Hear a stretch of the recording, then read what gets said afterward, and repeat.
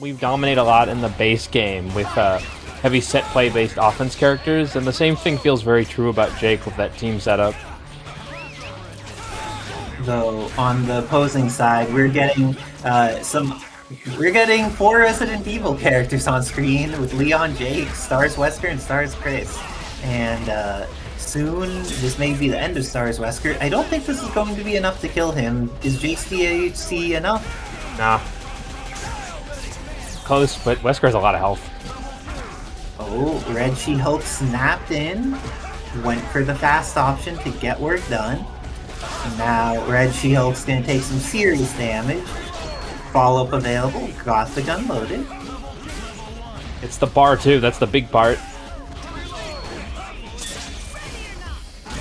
Is this going to hit both? Okay. Chris had the good sense to get out of there. Congratulations to Commander Redfield.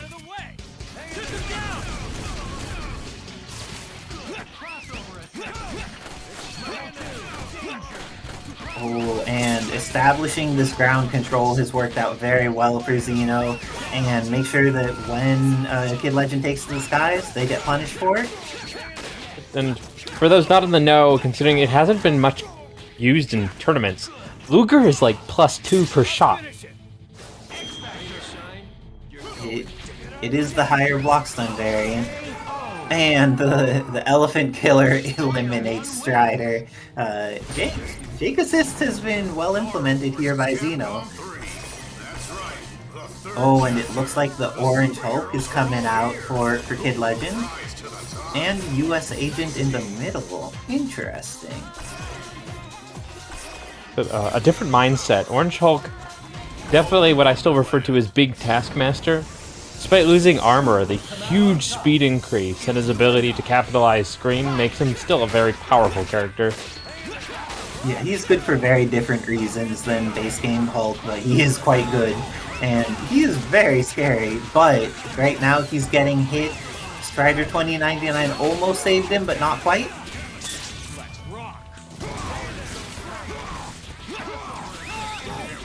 And with that, both of them have taken a little bit of damage, but oh, using the 1 meter, I don't think this quite kills Leon, leaves him at a pixel.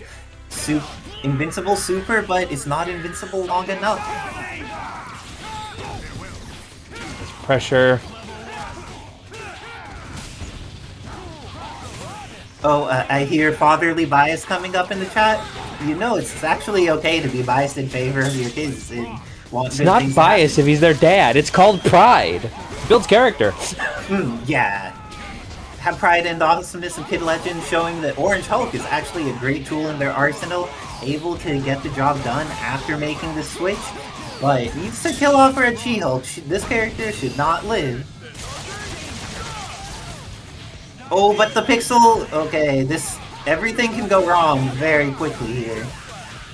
Wow. Positioning perfectly. Great stuff with the shield slash. Oh, I need to hop off in order to play an off-stream match. Good luck and have fun, real quick. Confirm. You can see a big factor of using the double strike assist from Strider like that is finding how you sequence timings. It's just so good at it.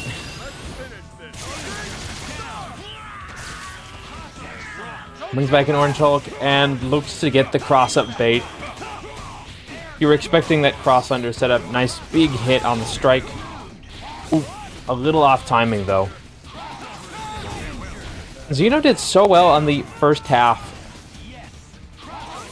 but just when put into these aggressive neutral situations, Xeno's been struggling up until this last character to break out. Thankfully, Red She-Hulk able to carry a lot of weight from her damage output.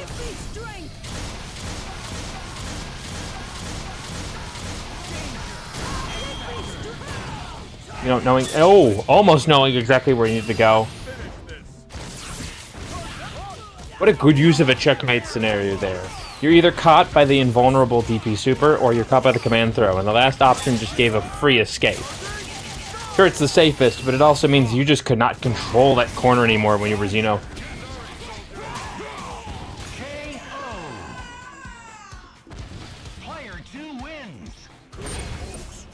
So it's this definitive and impact style of play that Kid is so good at, they're starting to bring to their palette swap team. Just a lot of layers of set play.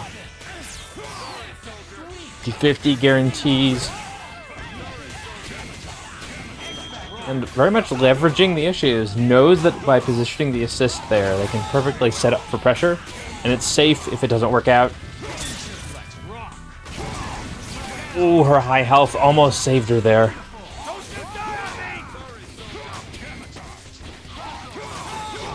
May have lost their anchor, but a nice thing about this team is you really have 3 viable X-Factor dumps. It's just a matter of finding your grip and trying to put space. Orange Hulk is fairly weak to projectiles. Jake has a pretty good gun, just like his father. And for what it's worth, Kid Legend is playing 3 close-range assists in terms of getting everything. You can listen for the cues from Strider to evade that. But nothing is working up until Leon, perhaps. Much better overall gameplay with the rifle here, and now an X. Anything becomes a kill. So to say longer cutscene definitely burns the time, brings in the Luger.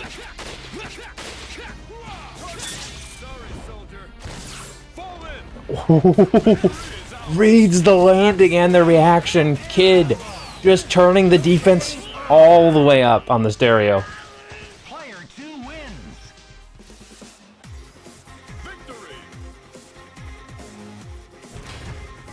One of the most achieving players in side versus game. Kid Legend looking really strong tonight, sending an amazing player himself, Xeno, to the lower bracket early. Win footsies against Sakura, but looks like GoldenNut wants to get in there, holding forward at the beginning, and putting the hurt on to Sherry as well. Always good to target assists if your opponent gives you the opportunity to get some free damage on them. Nice reaction there.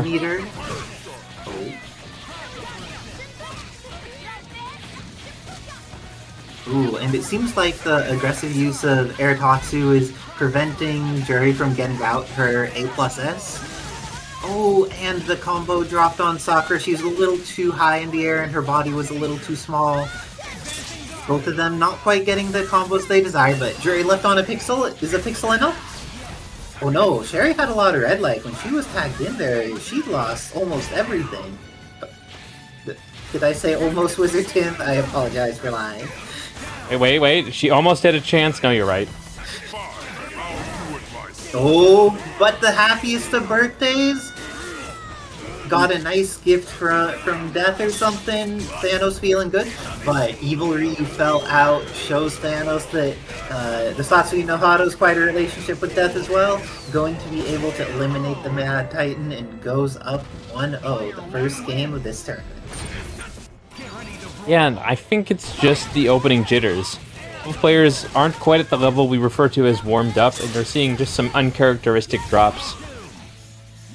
But was able to get 75% out of Evil Ryu and get the confirm on Sakura in a second hit, going to be able to just go into super, and because of that, it looks like Evil Ryu is going to lose all that red life, looking like a very strong start for CanCola, and getting the feet stocked up. Do you remember which colors for the feet, or which stocks Wizard Tim? Because Glass and all did an amazing job with Juri, and you could tell which of her 3 specials she has charged up, depending on what the color of the whirlwinds on her feet are. I'm not as good as some at that one. It's going to be a lot harder considering they're dead. Yeah, there are no whirlwinds on the feet of a dead woman, and with that, Sherry's going to need to try and take care of this, but she does have the hit on Evil Ryu, and still has assist available. Decides to use some meter. Do you think Red She-Hulk can do this? I think if she hits Sherry, yes. Sherry just dies. But Sherry hit her.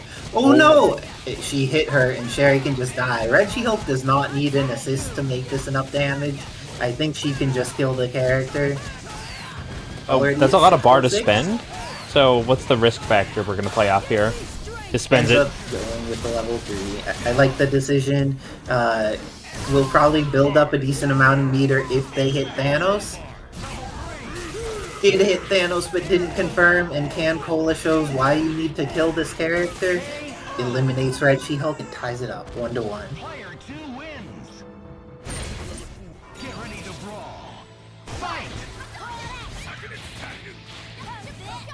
I do love the momentum between both players. You have those tight assists that make your first character just push and keep pressuring.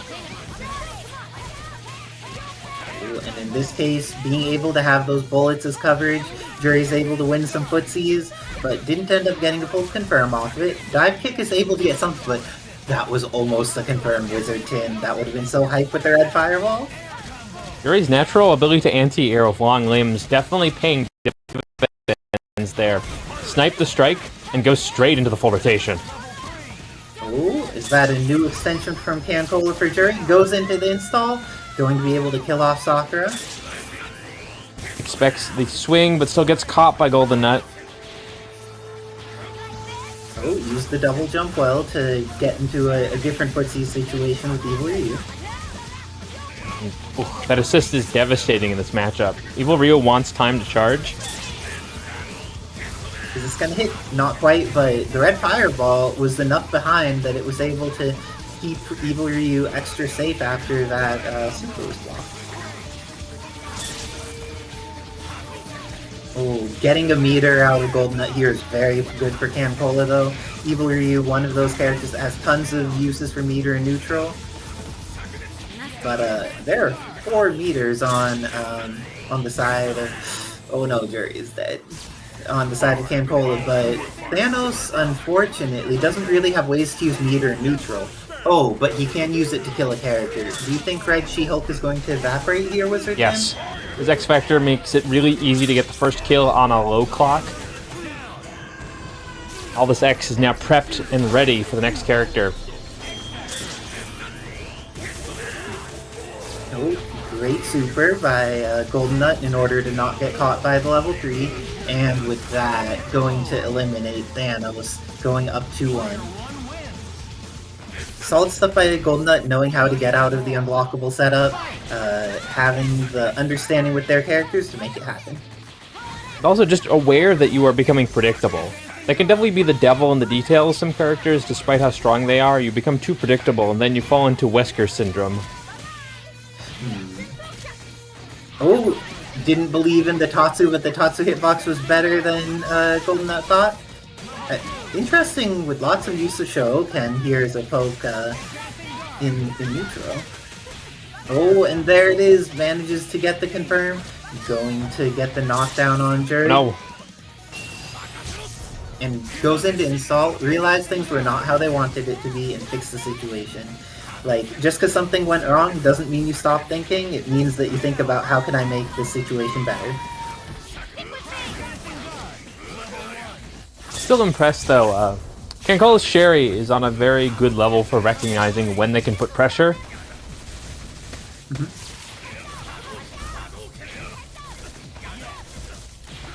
And Guns, very solid against when Evil Ryu doesn't have meter, but pretty scary when he does.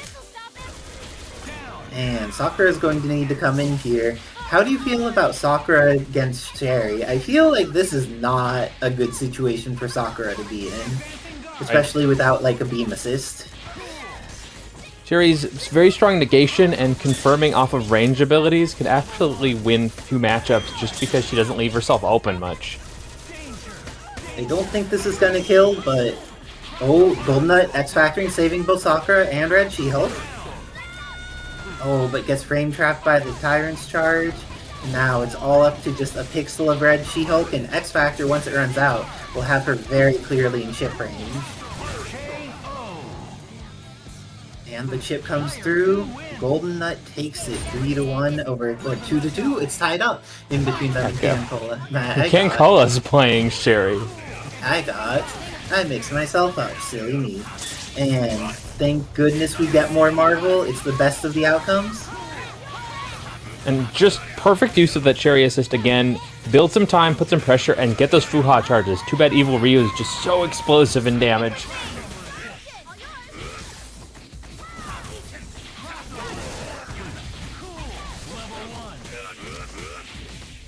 Oh, and with that, Sherry may not get to play this time, but we've seen the X Factor 3 before, and there's 3 meters on deck. I think that this time CanCola will not go for a level 3 setup if they end up in a bad thing, but instead they won't get a chance to use any of that meter at all because Evil Ryu with the hit here has such good damage scaling in X Factor that they kill off Thanos, and in a Game 5 set, GoldenNut takes it.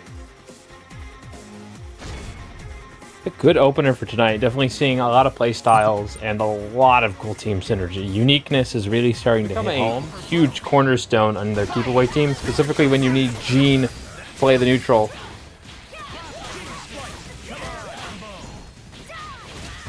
The best way to handle Jill is generally not to let her start, but it's so hard to keep her off your tail. From a mindset point of view, Ed does have the right team to stop LoadingDemon, who is a pure momentum player. High power, huge point of contact set play.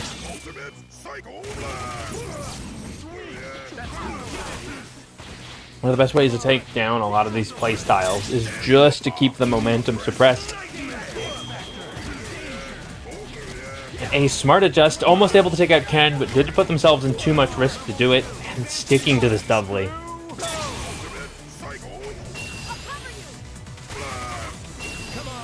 And this raw offense, just many layered reactions from Ed coming out exactly the way he wants them.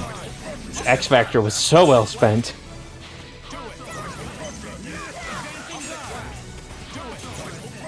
Manages to take out the X Factor 1, doesn't lose a character, and it's not much of a lead for LoadingDemon here, even if one character up.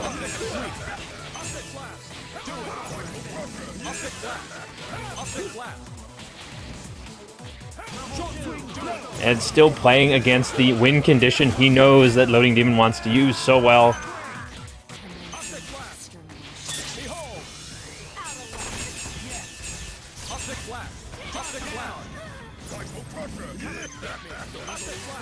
One of the best Cyclopses in the game for a reason, just transitioning from offense to defense, and then a surprise command throw. Ed looking very clean coming into this first game.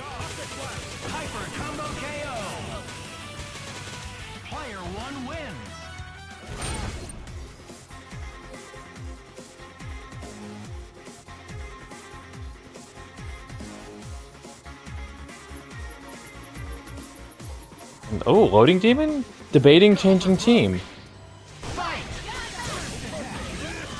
Definitely was put to the sword very early. Ed's team just very good at stopping his assist setup.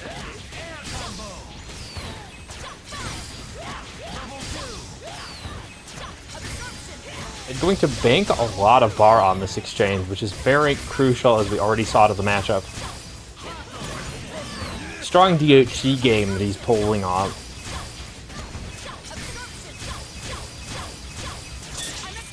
Now LoadingDemon going to finally get his opportunity to break out of this corner on his next character, Dudley. Masterpiece of offensive and damage reactions. Just wants to corner Ed's team and start to go through them boxing style. But it's... a lot of the understanding Ed has put together on why Bison works on his team is just controlling position.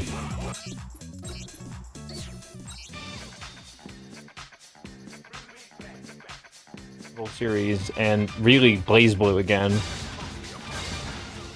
A lot of characters have this weird familiarity if you've already played them. Of course, Street Fighter 6 still an absolute apex in terms of numbers and player count online. Always able to find a game. Guilty Gear has been great. 2.0 helped a lot. If you want 3D, it's going to be Virtua Fighter's new game, and of course Tekken's holding pretty firm.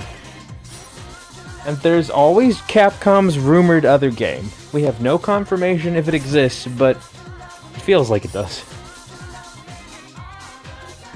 Same thing, GoldenNut.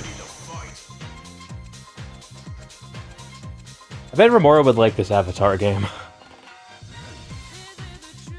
But going back to our match, now that LoadingDemon has made his decision, he's locked in Dudley, Ken, and Marvel 2 Sentinel. Only one character difference, but a huge utility shift.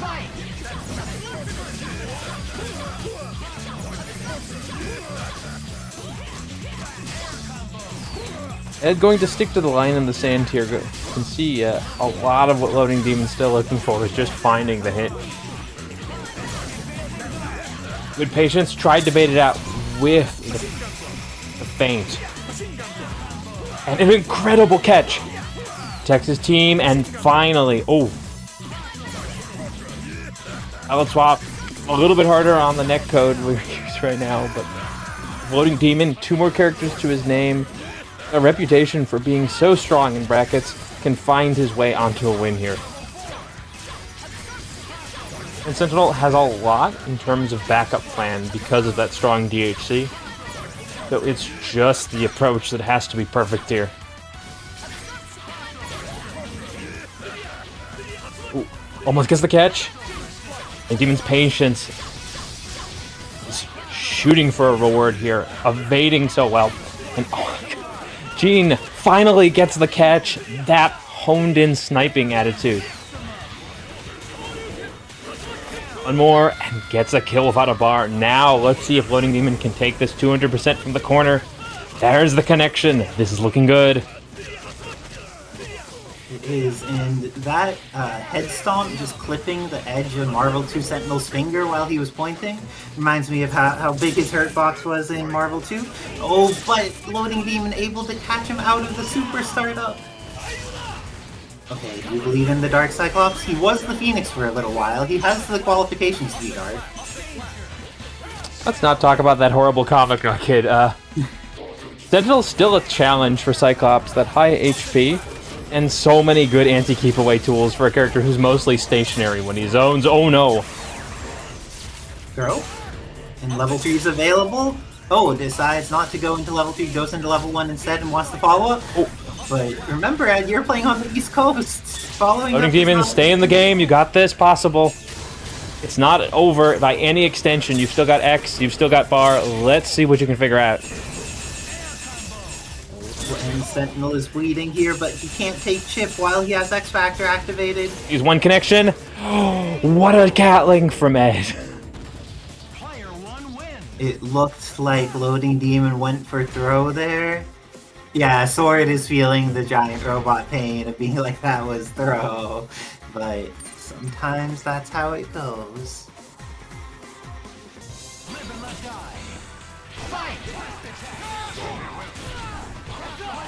Into the throw, and then the assist, but not able to react to the direction they went.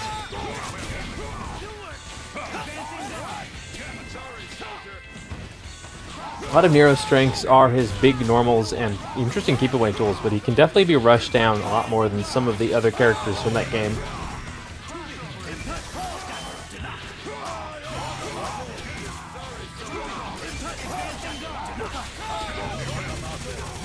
Stranger's natural ability to just put stuff on the screen being really good to what MegaKatsuki likes the character.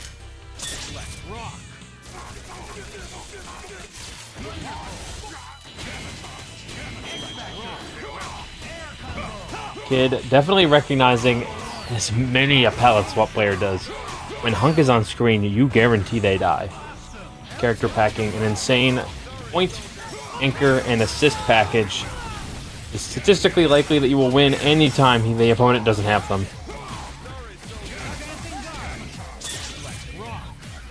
Goes for the Gambit. Katsuki not gonna let them get this. A Kid Legend special. Sneaking in unpredicted. Fast command grab supers when the opponent thinks it's okay to swing.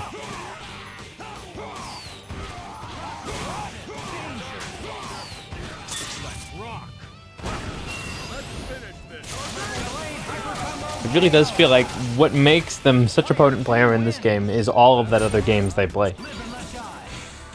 Even without active tag, Legend's so quick to start using the assets of his other teammates in his block strings.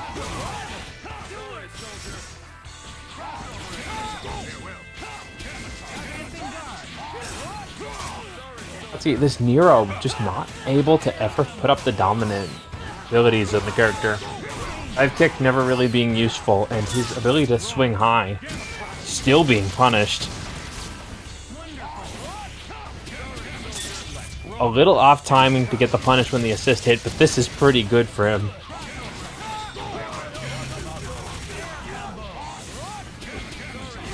Luckily, too high. Akatsuki trying so hard to start his combos. Stranger, much like Base Strange, a powerhouse when it comes to combos, but just never an opportunity.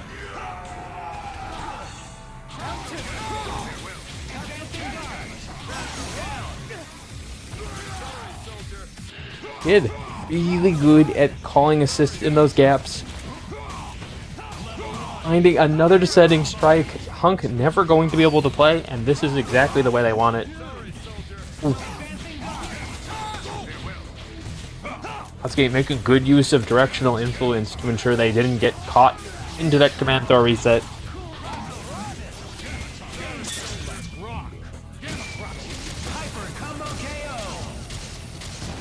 Just like this, Akatsuki such a strong player, but Kid Legend's pace of play leaving them in the dust. Starting Stranger does feel like an opportunity because that insane assist from Nero makes it a lot easier for them to do what they want to do. Swing recklessly. That's going to take advantage of, yeah, you see it right. It's the TAC Infinite, but it's kind of awkward.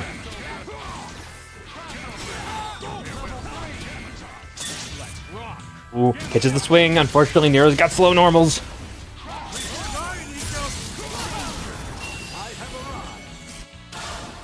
It's gonna be a bit awkward. What's crazy about that DHC is those rings stay on the screen, so Hunk was completely safe. Legend just didn't want to stop swinging there, and you can kind of see why, but now you have to play to the tune Akatsuki wants.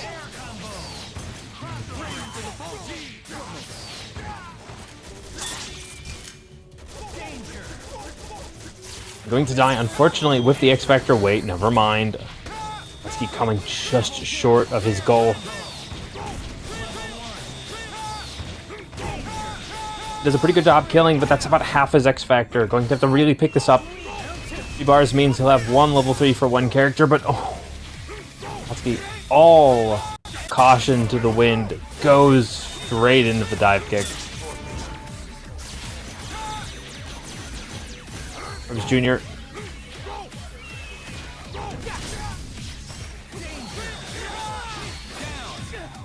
Legend willing to take the chance that that was a reset, did swing into that and actually found gold.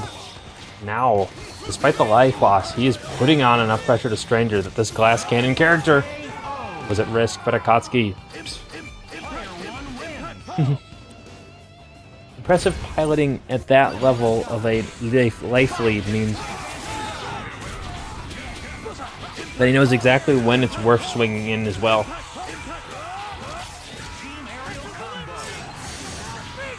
I'm gonna try for the Infinite once again. On Orange Hulk, I feel like there's a high chance this fails again because between coastal latency, high life bars, and this not doing that much. Let's see if it gets to the end. We're up to 53 hits.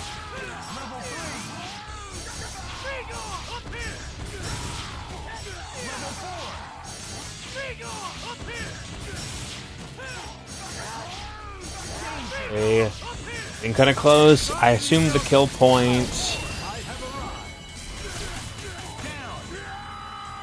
But there, DHC worth spending considering how much he built for this. This time, Stranger able to control this corner and guarantees a lot of damage per loop.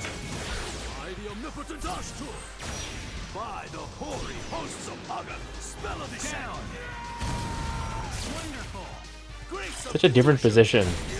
Access to X on both players here, but ooh, a happy birthday and a dream suddenly becomes a happy birthday and a reality here as he is. Orbs Jr. best on the offense, able to maintain a little of that security, but still gets caught on the second reaction from Akatsuki. Stranger earning their keep, taking all 3 characters all on their own.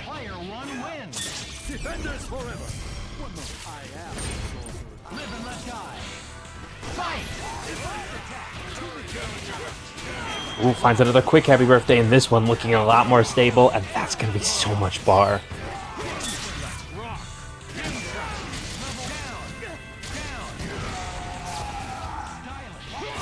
barely 90 seconds.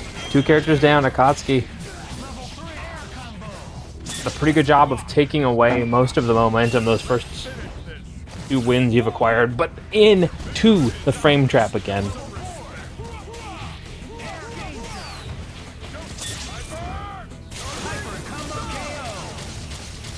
Legend, when you put them into momentum, dominant at all points in the game. Showing off the strength of a team no one else has really played consistently. As his family cheers to bring in 3 hardcore zoners. Definitely a lower damage output and a lot more opportunities to just push your offense if you're GoldenNut here.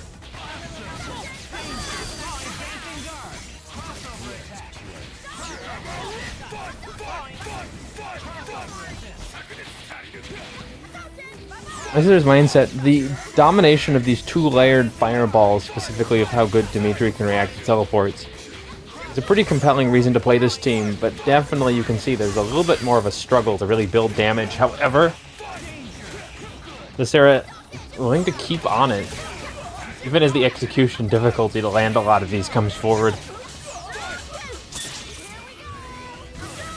They're not taking the risk that Isicera wasn't going to bite. Good patience yields excellent punishes.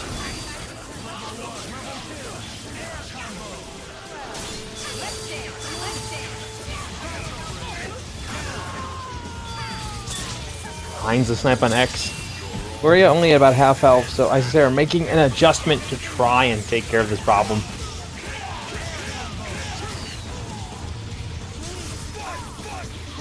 Despite Red Shield being GoldenNut's anchor, there's a lot of merit here to running in the middle with her, because her ability to fight projectiles is pretty bad without an assist. So layering it like this gives the best opportunity to use the team against.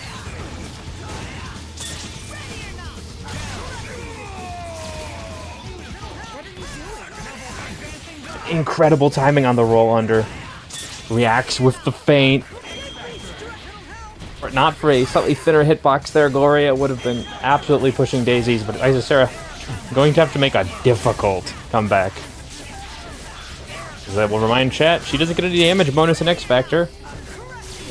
At best, it stops her from bleeding HP constantly.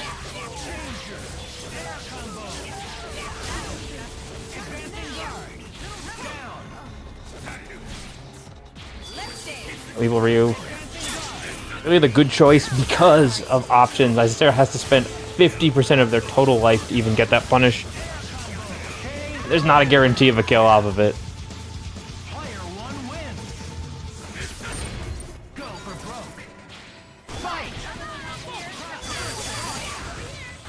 Through utilizing all the merits of his team, GoldenNut was able to strategically take apart Isicera's offense there.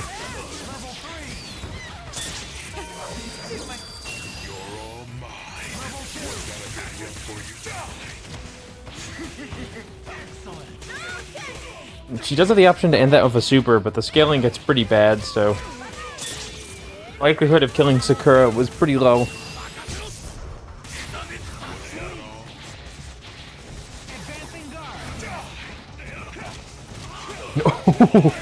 So Sarah able to mix in that close dolphin dive. Presents the perfect reaction for the fact that some of the best lengthy normals on Evil Ryu are his lows.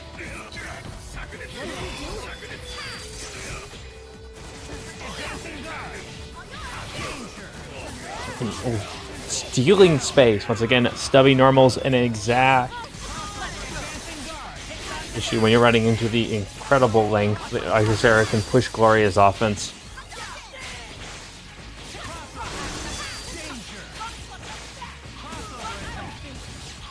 Isicera recognizing that it's their time to let back on the offense they were running earlier.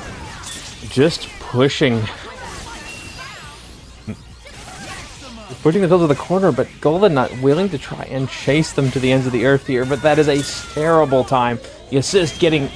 Ooh, good fortune on that one.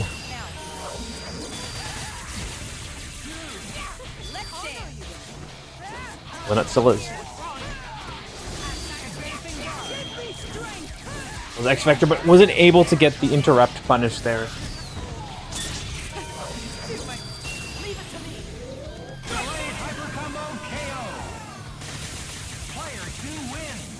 I think Isicera played that one very close to the heart, making a lot of the same adjustments GoldenNut did against their playstyle.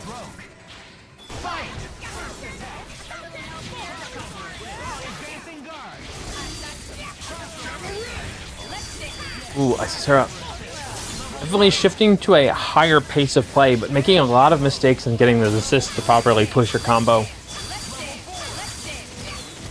4 meters coming into the tank, gets a great starter.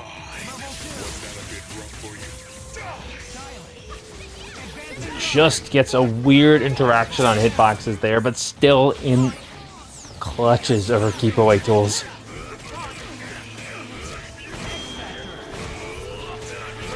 GoldenNut. When you activate the X Factor on Evil Ryu, it is exactly the time where you need to make sure that you stick as close to your opponent as possible. Damage payout is insane, but you can still struggle to chase, and that 2-frame teleport. 50% of my life, sure, but pressure is so much more valuable when you are just going to win it all. Picks up a pinwheel, it's going to mean a lot of scaling.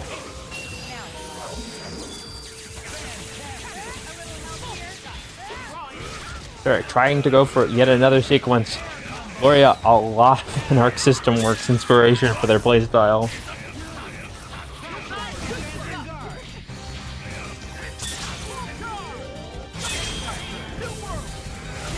You can definitely feel that GoldenNut really wants to use the best of their ability to just keep that pressure going.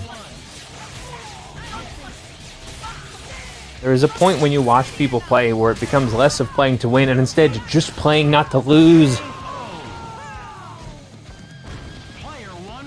GoldenNut once again threads the needle, finds an exact armor through, able to hit him while he was in the vulnerable state. Which for X isn't a lot considering he can buster cancel.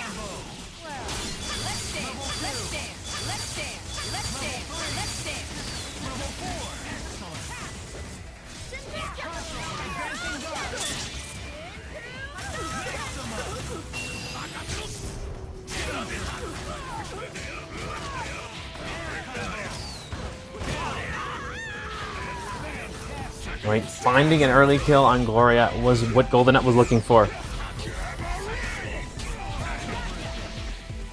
See the mindset changed. Isicera, very confident to keep throwing fireballs, is now bringing in a lot more of the evasion.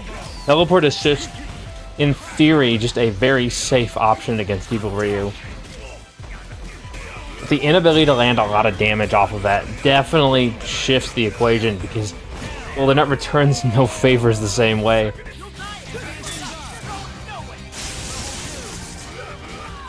Instant hit.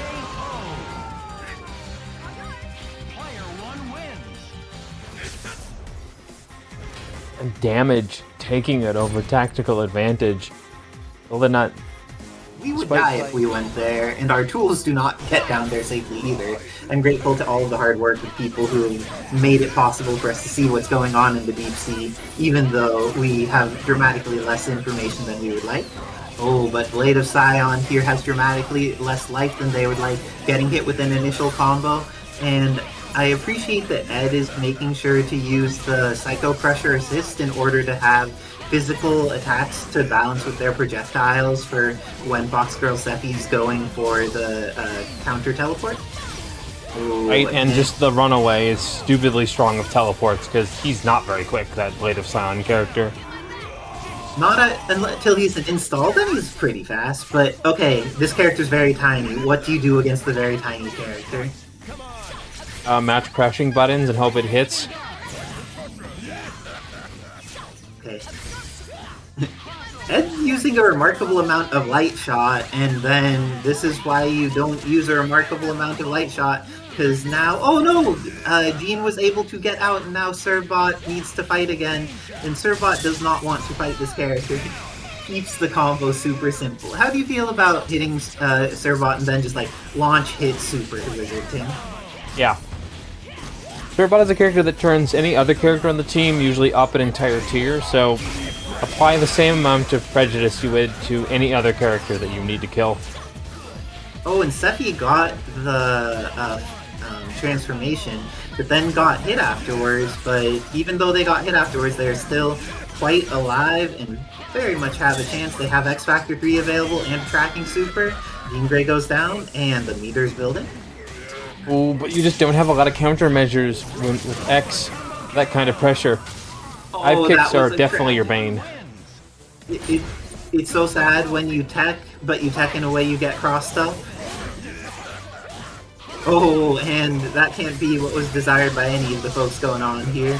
Very challenging situation, and this time, Sephy holding forward much more. Lots of the jumping forward with buttons, and is being rewarded for it in the fight against Jean. Jean does not have a way out of this, and she is going to die. The Phoenix Force will not protect you from an anti or command throw.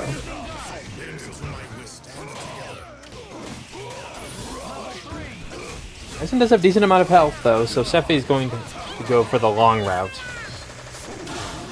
Does the long route just mean... Oh, actually has the level 3 to get through, because his level 3 is Air-OK, is one of the few things that can get through this situation. Oh, and the mashing is real by both players, but Sephy ends up getting the better of it after the exchange, going to be able to potentially kill off Bison. Not sure exactly how that worked out. What happened there, Wizard Tim? The timing was a little off. They were in the flip-out state, so they were briefly protected, but had enough time to transition to a normal before they hit into like that command throw range. Oh, and just super here into second super. Is it enough to kill off the Servbot? It is. Okay, but Professor X has their 5 meters. They will come back once they die. Which they will need to do. Because Ed went for Bulldog, Bulldog didn't work, and was like, I could X-Factor and Bulldog again. Ooh. You can't come down with buttons. A big thing about Professor X is if you revive in the air, you probably have to put more respect on it. Your tools just aren't good enough to evade.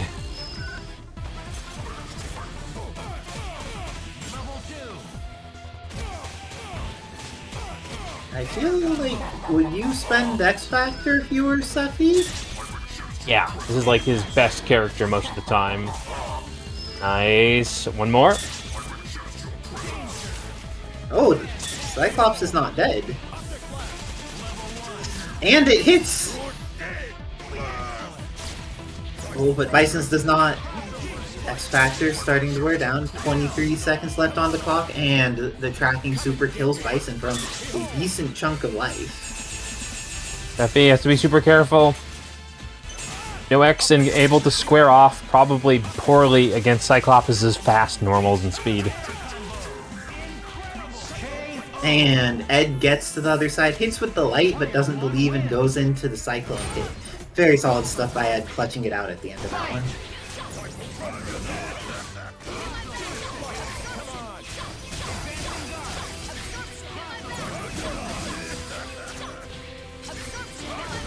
And this time, getting the hit, but not getting the confirm, gets an additional hit. However, the diving kick from Phoenix, too solid.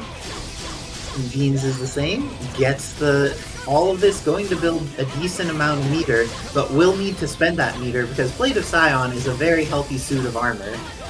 How could be so healthy as a suit of armor, Wizard Tim? Well, because he doesn't really have a body underneath it. There's one tiny soul stone in the middle, and the rest is just pure metal. Yeah, I guess if you don't need to maintain like an organ or anything, it's probably easier to keep your health up. But Servbot, on the other hand, despite lacking organs, is still very low health. I mean, they can eat, so they might have organs. Oh, you're right. Chat, do Servbots have organs because they eat, and they could eat spicy food? Like they don't even have the weakness to spiciness, so. Oh, but that didn't end up quite working. This is just another situation though, so that means that Professor X If you were Sephy, do you spend meter and or X Factor though is the question, because you want to be able to revive, but you also do not want to have to hit these characters more than once. That's one of the issues about putting X on the back as opposed to the middle, because you do find yourself in that paralysis of question a lot more often. Sephy just going for the long table game. Let's see if this works out. Has gotten the hit on team. Ooh, onslaught mode is activated. Lots of command throws. Oh, but the Psycho Crushers is... Oh no! Ed went for TAC!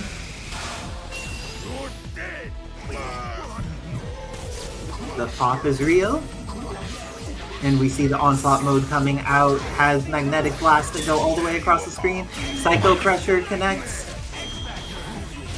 And executed by both players now.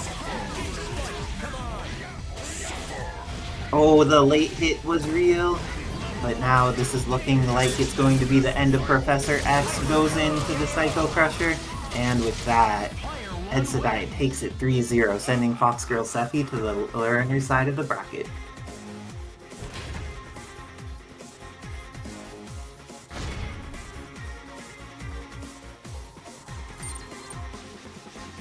It is interesting, like Sephy playing. I feel like Ken can kind of go through a lot of things with DP, but other than that, this feels like it's a matchup that could very much go either way. Yep. And Orange Hulk is a devious character because you get too used to assuming he is base Hulk, and then he has a few things that will absolutely surprise you. For example, Plink command throw is stupid. The best kind of stupid. Yeah, and he could just blink up to you and block, so a lot of things that you would like to do in case he was coming up with something where he could only really go into attacks or getting into there as base game Hulk. Like, here he's just like a more complete character. No, but at this point, looking like going for that THC to catch the Evil Ryu assist, able to take out a good 3/4 of his life there. But is this going to catch Gambit Tsunami? Not quite early enough, and Evil Ryu goes into install, and so does 2099, bringing out those orbs. And this is the team where Orbs Jr. is best. The fact that Hulk can lay down runways for you to start the offense is exactly when that super shines, because it is a pure offense tool. It's not really a defense or anti-keep away like the base version.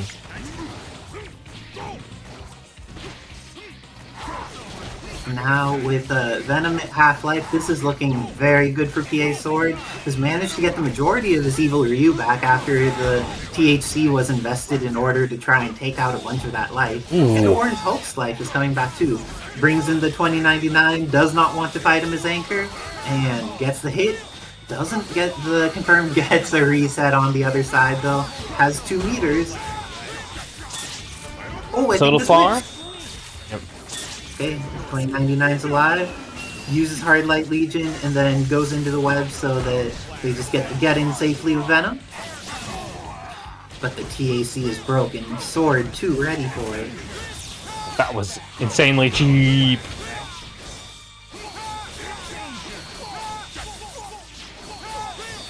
And 2099 here, going to be eliminated. Sword still has all 3 of their characters, and there's only 26 seconds left on the Marvel clock.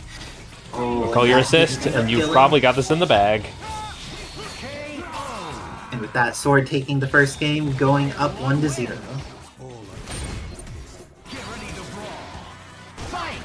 Both players happy to start from farther away. And getting the incremental little bits of damage on Venom, and also prevents the Xbox from being able to summon an assist because of the one being locked on screen.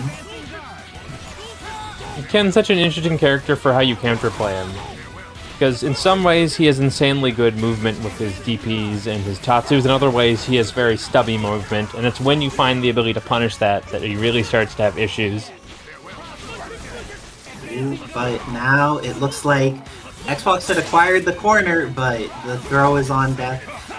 When getting a hit doesn't turn into a confirm, it makes many more opportunities for things to go badly. This time the THC does what it was desired to do in the first game, kills off the assist and Orange Hulk, but X Factor is going to lead to the death of Ken. Oh no, Ken gets to live, but doesn't get the confirm off of it.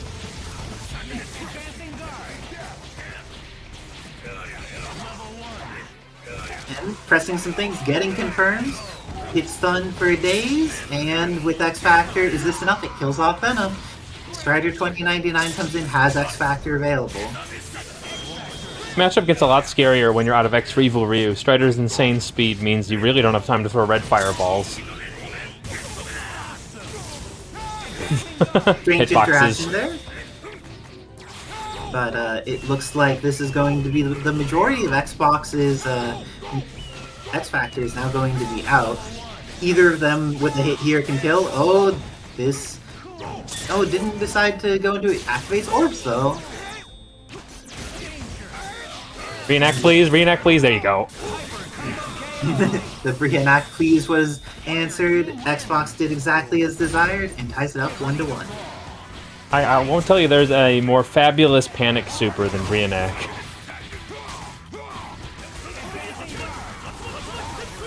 Ooh. And Xbox has been really willing to use like the unsafe Tatsus. They're very confirmable if they're in the correct situation, but definitely engaging in some high risk plays. And sometimes it's ending up okay, but sometimes Sword is just punishing things. And the active nature of the 2 assists from Sword means it's just a lot harder for Ken to Tatsu pressure. Oh, into the trap. The confirm with the trap. Does that mean he also saved his bounce? I don't know. I think the trap may be just enough above the floor that it protects the bounce, but not sure. Chip this giant Gamma Man. Oh no, the Gamma Man will not be chipped. But the Ken may die here. Ken gets an extra chance, and now Venom gets in to save him. Both of them managing to save their point characters. How do you feel about trying to keep your whole team intact, Wizardton? It's pretty crucial. Some teams less so, but when you're fighting a character like Sword, a lot of HP management's going to be good because he has a lot of the ability to poke, but usually not confirm a single hit kill. So if you can start to space the damage, you can take advantage of Marvel's insane healing mechanics. Oh, but was just slightly too low to get the confirm, and with that, X Factor now out for Sword, but Venom is gone for Xbox. And the confirm from Sword, this is looking like it'll be the end of Ken. And with that downward beam going to close it out, it's all up to 2099, but all these characters are pretty low health. He could probably kill them meter positive if he gets a hit on any of them, so doesn't need to worry a ton. Red Fireball, nice respect there, but couldn't confirm. Deciding to get out of that super. Oh, that was one of the ways that it could actually be punished.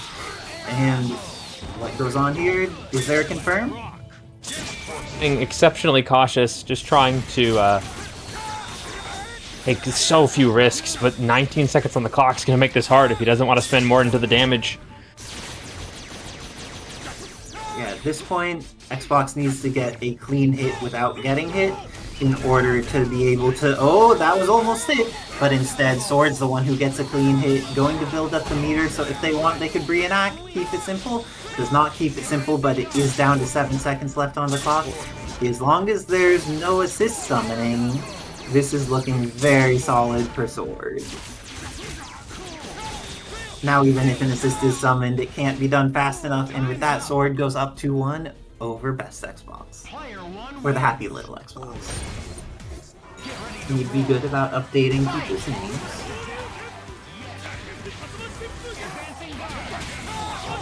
And it's just been an inability for any of the damage dealers on Xbox's team to take any major hits.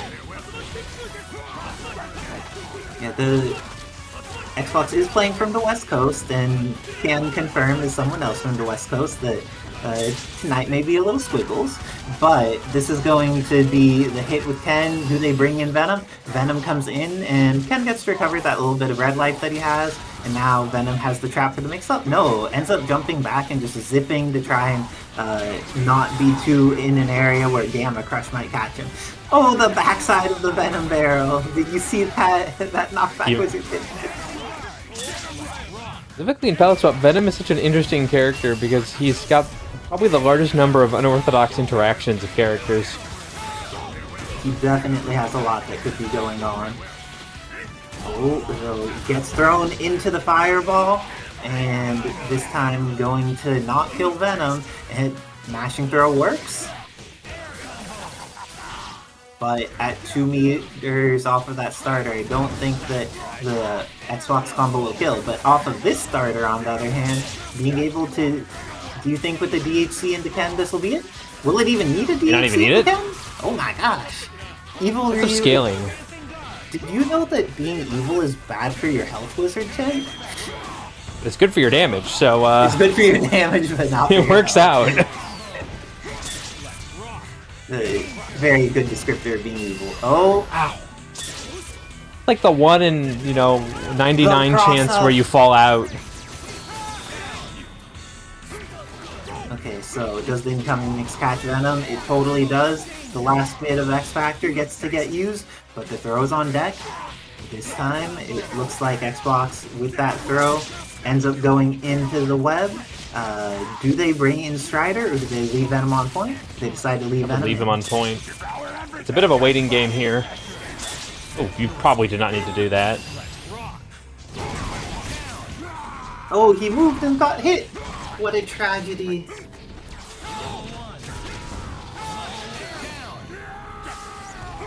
Now, you can play pretty evasive. Even with X Factor, you can just run out this clock and play safe for X, but it's looking like he wants to go in.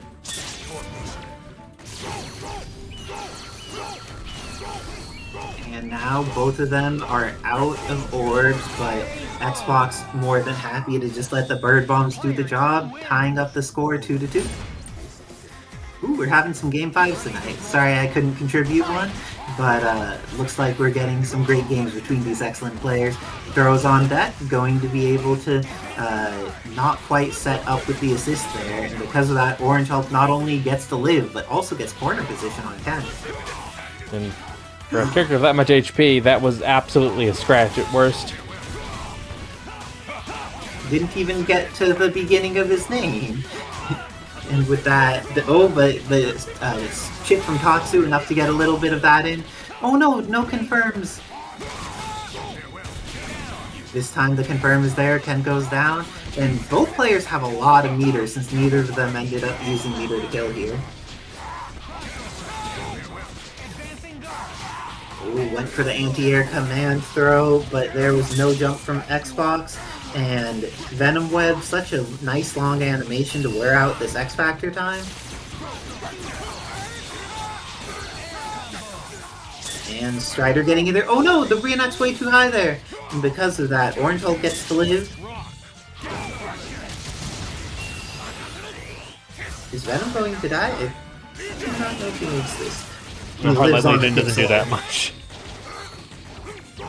Yeah, I think that if the Legion had... It was just... Evil Ryu Super was too fast. That was the only problem. If it was a little slower and the Legion could pick up for it, it would have been perfect.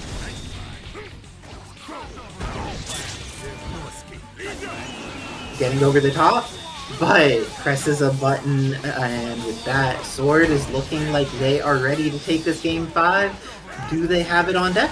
No, the tag is real. The snap used the meter, and because of that, is Xbox just goes straight into Venom Web. No X Factor needed here. You're gonna have faith in Venom to build some bar, I think, or spend some bar, I guess.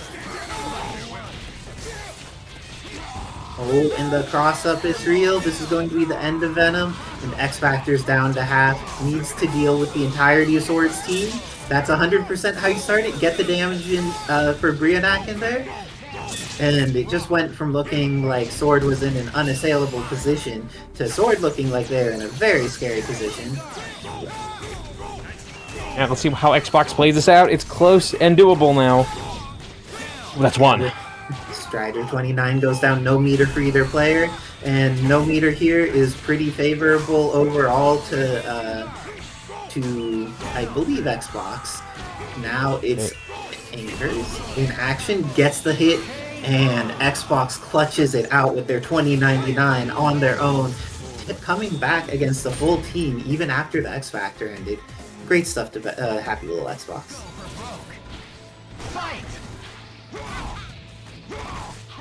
But if there's just control of the ground with Gamma Waves and Strider Assist, it can be pretty scary for Juri to try and get in. She may need to take to the air in order to try and deal with things, because Hulk definitely a character that has more of that ground control, especially with these assists behind him. Oh, that's but a the big happy opening. birthday? The happy birthday version of the super, and DHC's into Sherry. Is this going to be enough? It kills off 2099, but leaves Orange Hulk alive, and leaving Orange Hulk alive, ended up being totally fine. Oh, I almost got another one. Is one of the strong suits about Sherry's, because she has cancels off of her gun. Ability to react on the fly to happy birthdays is pretty good. Shot, but was able to block in time. And goes in with the overhead. X Factor into the dive kick on the opposite side. Juri getting hit as an assist, but S.T.A.R.S getting in there, uses this X Factor loop on Sherry to kill her off. Now Juri needs to fall into the mix. Falls into the mix and hits a button. Very solid stuff to connect on Evil Ryu. And this combo is going to make sure that all of X Factor goes away. Very solid stuff for CanCola. Ooh, but Juri goes down. Do you think the Mad Titan can do this on his own? He doesn't really have a way to use these 4 meters unless he gets a hit. Still, a very high per hit amount of damage on 2 characters at highest half health. But that implies he gets through the pressure. Okay, let's see. Needed to have some GoldenNut loops there in order to make it, but it just resets instead, and with that, S.W.O.R.D takes the first game, going up against CanCola.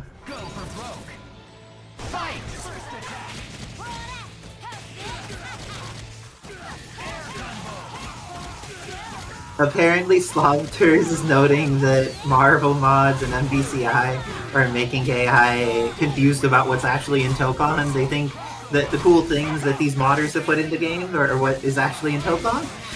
Sorry, Yeah. AI.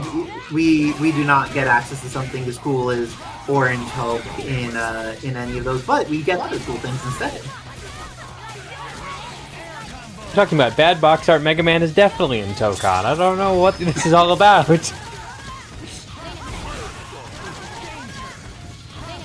Time.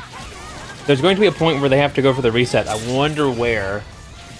What will this kill? I think Orange Hulk is just gonna be dead. Barely kills it. Okay. Has access to 2.5 meters, but will not have access to Juri to use it with. And Evil Ryu, one of the best meter users in the game, decides to just keep it simple, kill her off at the bar.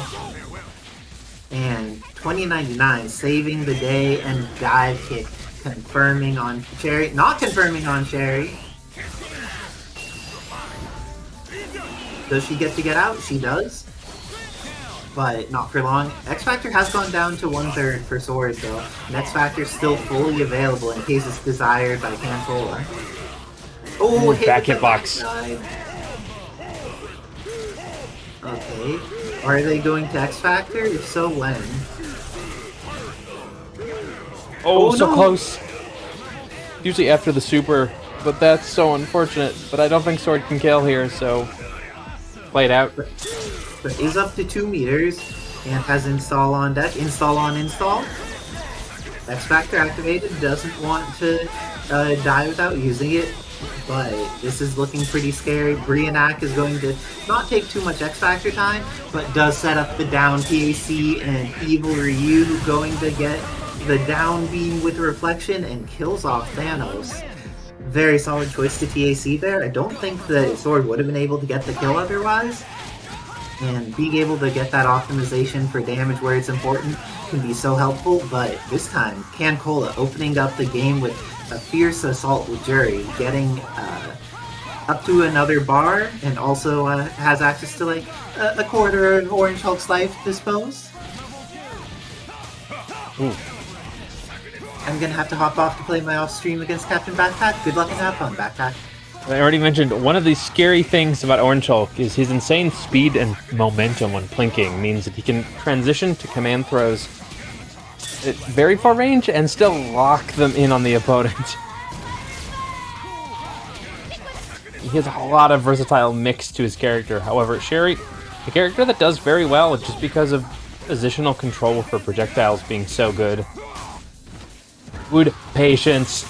There were a lot of chances for those frame traps to catch, but you can see CanCola just didn't take chances he didn't know he could get. It's the frame. Oh, yeah. In the corner, you usually have to use the other route because it's so close. Back to the neutral. CanCola just playing the distance here.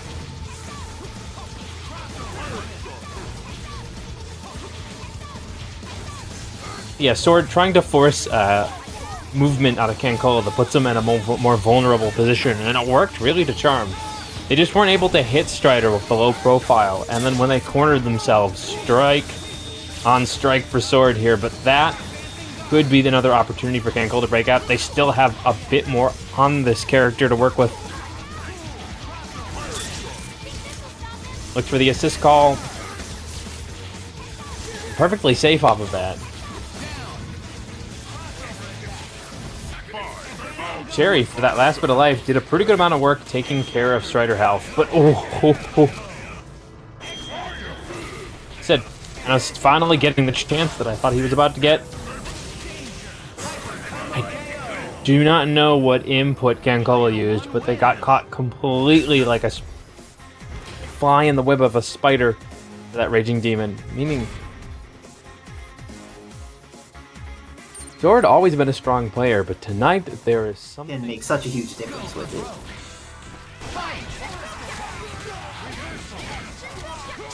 Oh geez, that was so much of Strider's life, but this may be so much of Sakura's life. We'll see. Gets the throw. Can't pick up, but gets pressure anyway. Chase the roll. Oh, and Strider dies. Very solid stuff to GoldenNut here.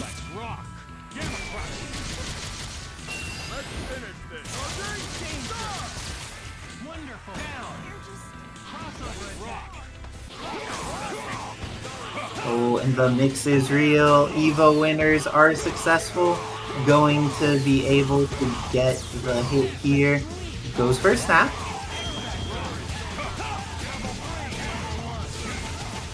Okay, is this going to be enough to kill Red She-Hulk?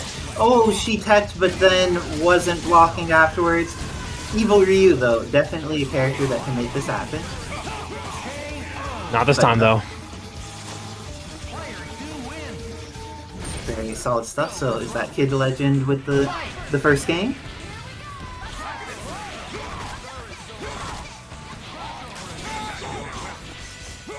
And Orange Hulk here putting on lots of pressure.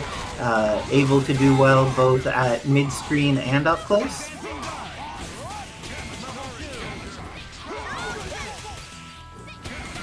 Oh, and using the Shoken on the assist in order to be able to get some activity afterwards. It's the mix. Ooh, it's just relentless. And on block, Sakura continues to take damage. Oh no. And with that, that's going to catch Sakura, but doesn't actually end up hitting the THC friend. And because of that, Evil Ryu still has full life for this fight. And Evil Ryu definitely one of the characters GoldenNut has more experience with, but this is looking very solid for Kid Legend. Orange Hulk still at essentially full life. And Evil Ryu definitely at less than full life now. Going to lose out on all of his health bar. I don't know if DHC. DHC is necessary. Doesn't choose to do it. And almost gets the hit on both. Able to kill off Evil Ryu and make this X Factor tick down at a time that's very bad for GoldenNut. Wow. Able to get that throw. Usually Rachel looks pretty hard to do that too. Yeah, she's often ends up being pushed farther away than that. That left her oddly close. And with that, Kid Legend going up a swift 2-0 against GoldenNut. To say this, they've definitely been scraping top 8 for a bit now, but is this going to be the night that Kid Legend absolutely brings it home in Grand Finals? It's looking like it. Ken's coming out.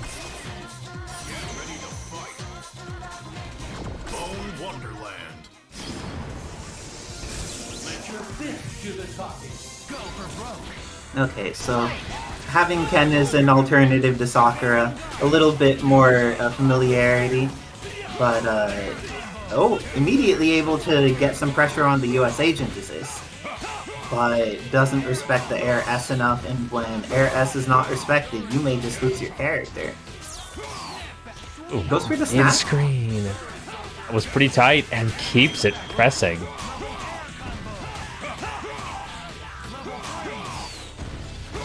Solid stuff there. Oh, but drops the combo. Katsu is an assist getting caught. Oh, but Red She-Hulk with the punish and going to drop the combo. Very unfortunate for GoldenNut.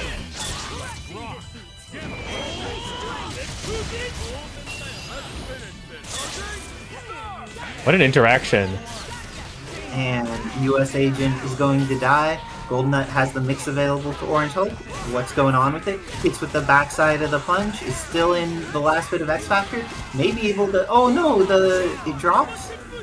And with that, it's all up to 2099, but very solid character. This has 2 meters available. Will be able to kill characters if he gets a hit, but does need to get those hits in order to make it work. And it's a question of how much risk you want to take, because sure, you dominate with the pressure, but they just have so much damage compared to you that if you do make one mistake, it will be punished into a guaranteed kill. So, more offense, less offense is up to Kid Legend's imagination right now. Okay, but Evil Ryu getting caught here. Is this going to be... And even though he got caught, this is what happens when Evil Ryu survives.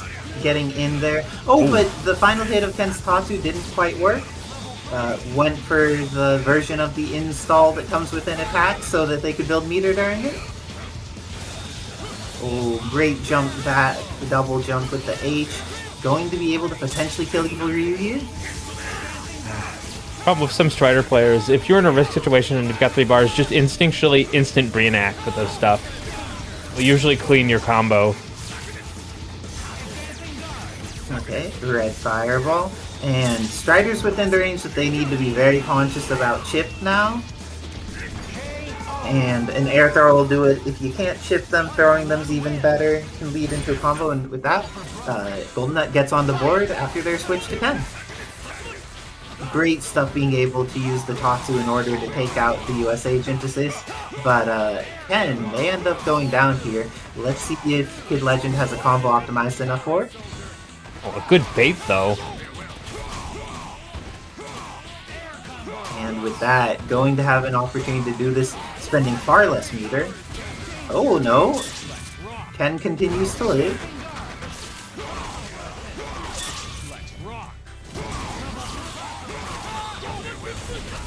Oh, and this time Ken gets in there, but doesn't have the confirm on deck.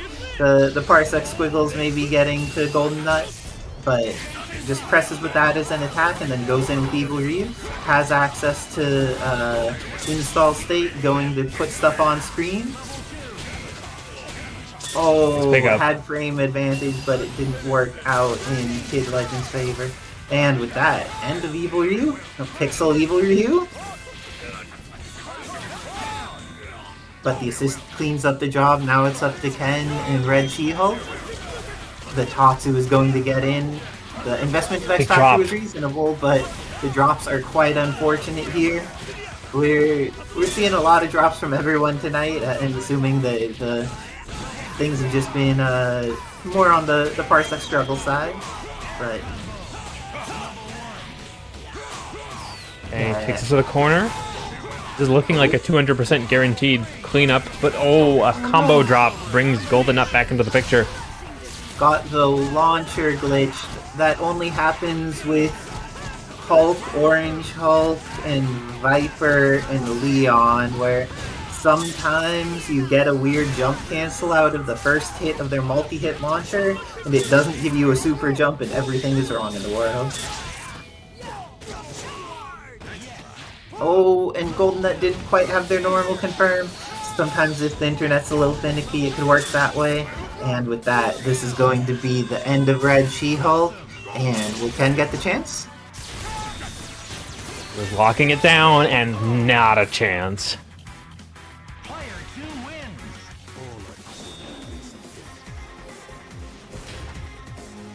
And with that, Kid Legend takes it 3-1 to move on into winners finals.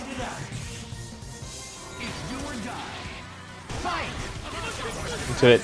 It's been Jean Grey, Bison all night. A team that very quickly has earned a reputation. Xbox, yeah, you guess Ultron would be the choice. Gonna put that Venom in the middle.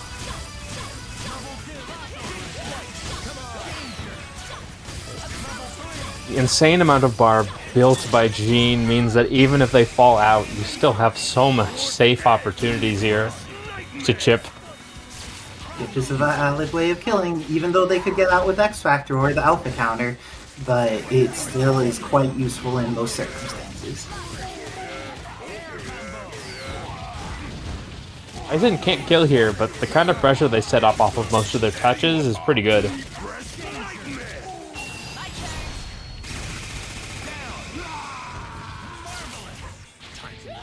Oh, but 2099 gets crossed up.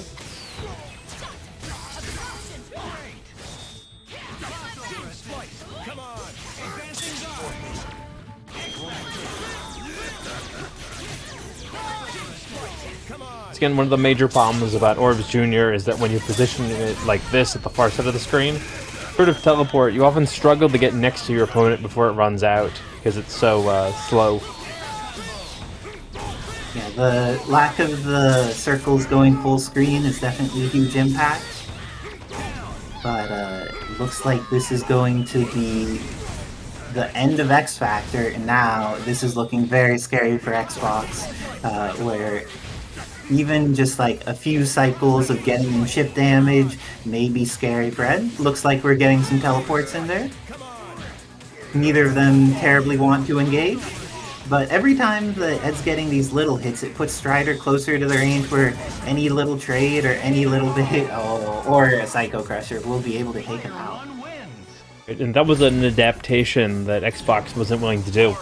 She was using Psycho Crusher Assist to look for either animal calls or charging satellite. At worst, it was safe. At best, it completely counteracted any possibility of using that.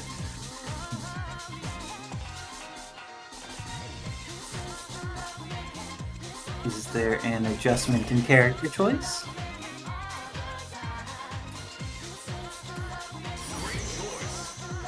Looks like the Ultron is coming out. I thought this was going to be the character the first time. You just want that Sky ability. Though this set of assists is, like, 2099 can do some things, but the fact that Jean can just get set up and there's not a lot that this team can do from full screen to disincentivize it is very scary for best Xbox. That's how it starts, though.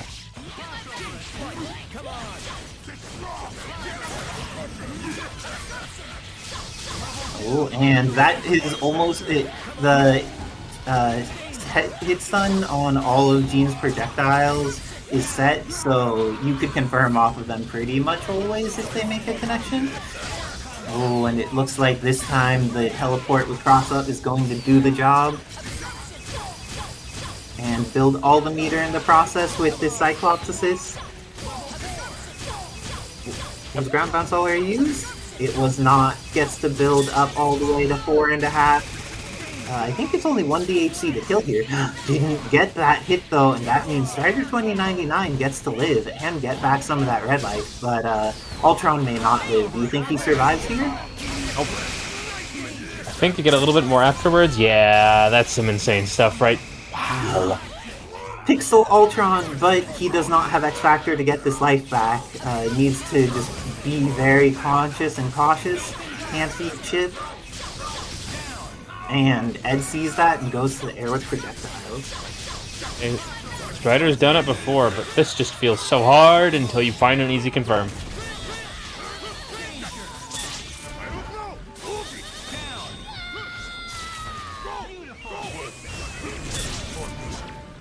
Ooh, and with that, had the hit, but didn't quite believe. And because of that, Bison gets to live and X Factor for the kill. And goes up 2-0 against Happy Little Xbox.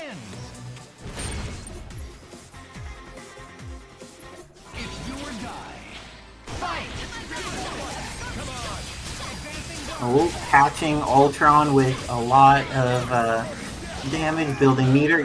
Just raw S there. How do you feel about raw S as a poke?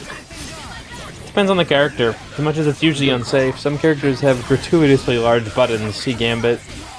Gambit's is quite good, this is true. I feel little, even though Jean's buttons are good, her S is not one of those buttons that I think is that great. So it seemed like quite a choice there by Edge, but was able to make it work. And now, will they even need to spend meter here? Ends up spending 1, and that's more than enough. Oof. That's a silly stagger there.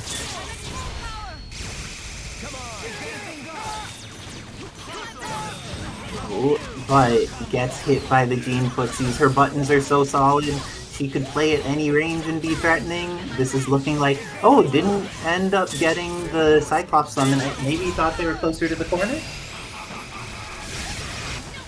Oh, that durability just did not help there. No, the Shockwave is going to trade, and the trade is so favorable for Jean, she barely lost anything and now has this combo in the corner. Going to be able to build up all the meter necessary to kill Ultron. Maybe able to do it for only 2 bars at this rate. And Yeah, it looks like 2 bars only. just needs that Bison to get the hit and times it right to get through. Activates X Factor. What do you think this is for? Oh, has the cross. Guarantees Oki. Yeah. And X Factor to invest in Oki. Okay, so this time Sephy gets snapped right at the beginning.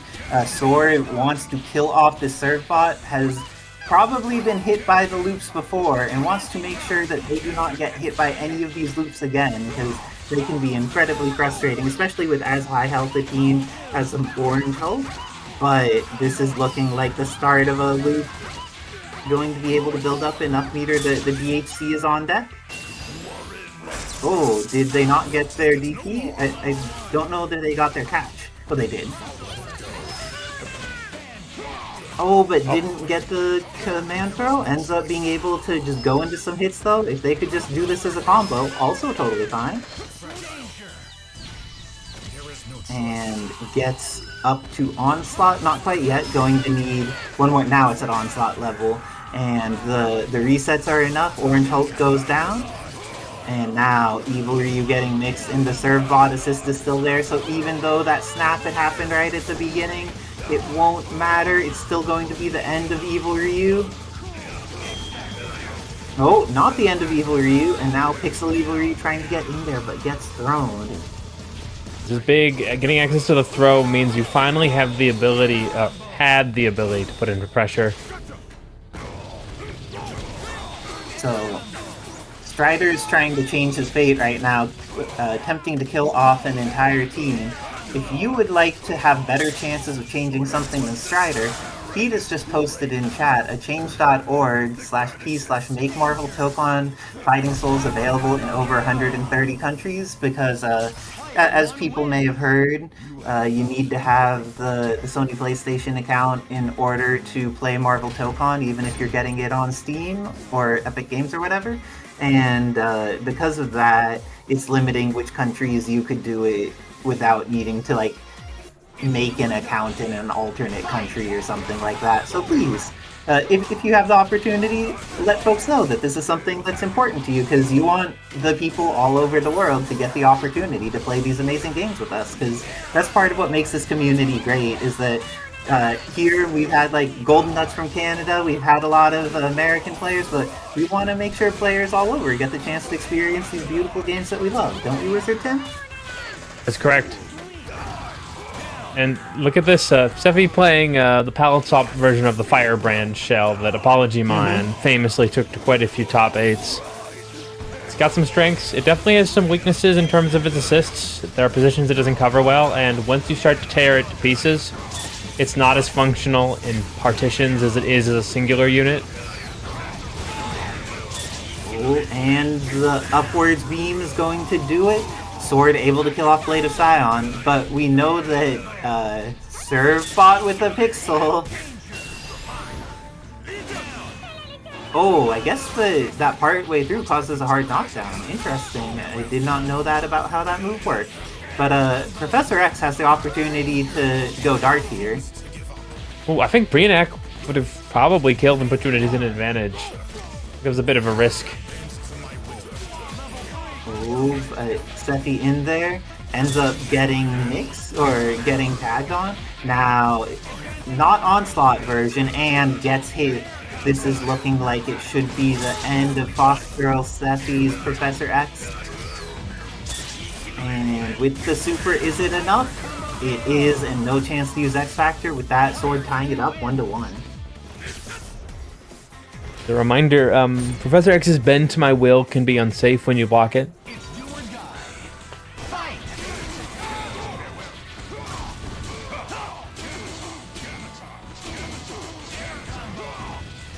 So it looks like this time Sword trying to get that momentum, but the throw is going to be enough. And one of the nice things about FoxGirlSephy's team is that even if you get heavy scaling from the starter with a throw, it doesn't matter because you're planning on resetting anyways. The total quantity of damage is not something you care about at all. You're just gonna go for it. Oh no, unless you drop your combo! Yep.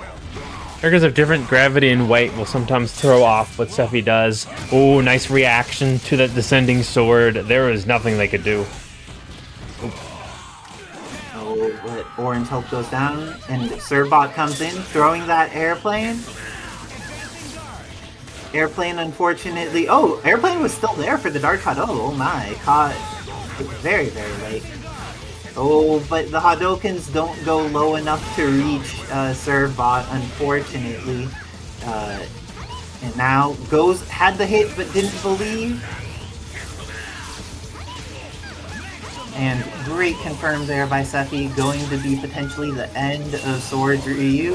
Oh, it's looking definitely like it'll be the end of Swords Ryu. But he is pretty evil, so after this reset, going to build up as many throws as possible to try and make sure that they have access to the Onslaught mode. And got the Onslaught on deck, so now with 5 meters going to be able to do this.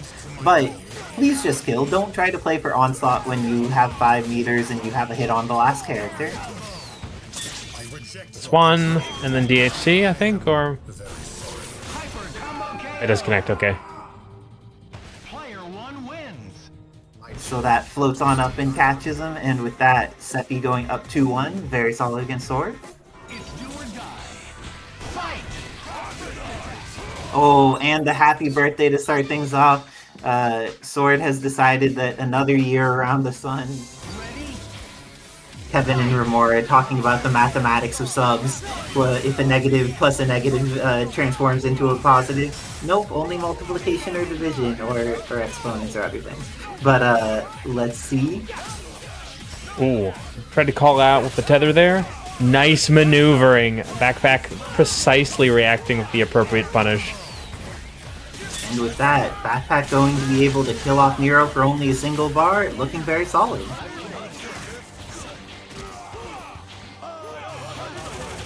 Oh, and went in there, but Stranger going to be able to get this confirmed. I think can do this meterless, and because of that has incoming mix-up here on Bad Box Art. Hits with the cross-up, or I assume that was cross-up. Oh, exceptionally high. Really? Okay. Oh, the happiest of birthdays? Oh, no DHC. And We got launcher there by accident. I think they were trying to get run shoot. with that, Gambit's going to come in and get mixed. Oh, but Gambit lives? We believe in the possibility here. Oh yeah, now it's very possible. Oh, actually off that. Oh no, didn't hit the confirm. Oh, the block's on deck. Oh no, got level 3. Oh, the punish isn't very strong at that distance, so strange risk reward on that. Okay, and because of that, Stranger had been fighting for so long, but the Cajun Strike going to take the first game for CaptainBackpak this evening. We don't have a lot of flash kick inputs in this game, but Gambit definitely one of the exceptional users of them. And there's a thing that people forget, that if you're hit in descending, you can still at least start down charging.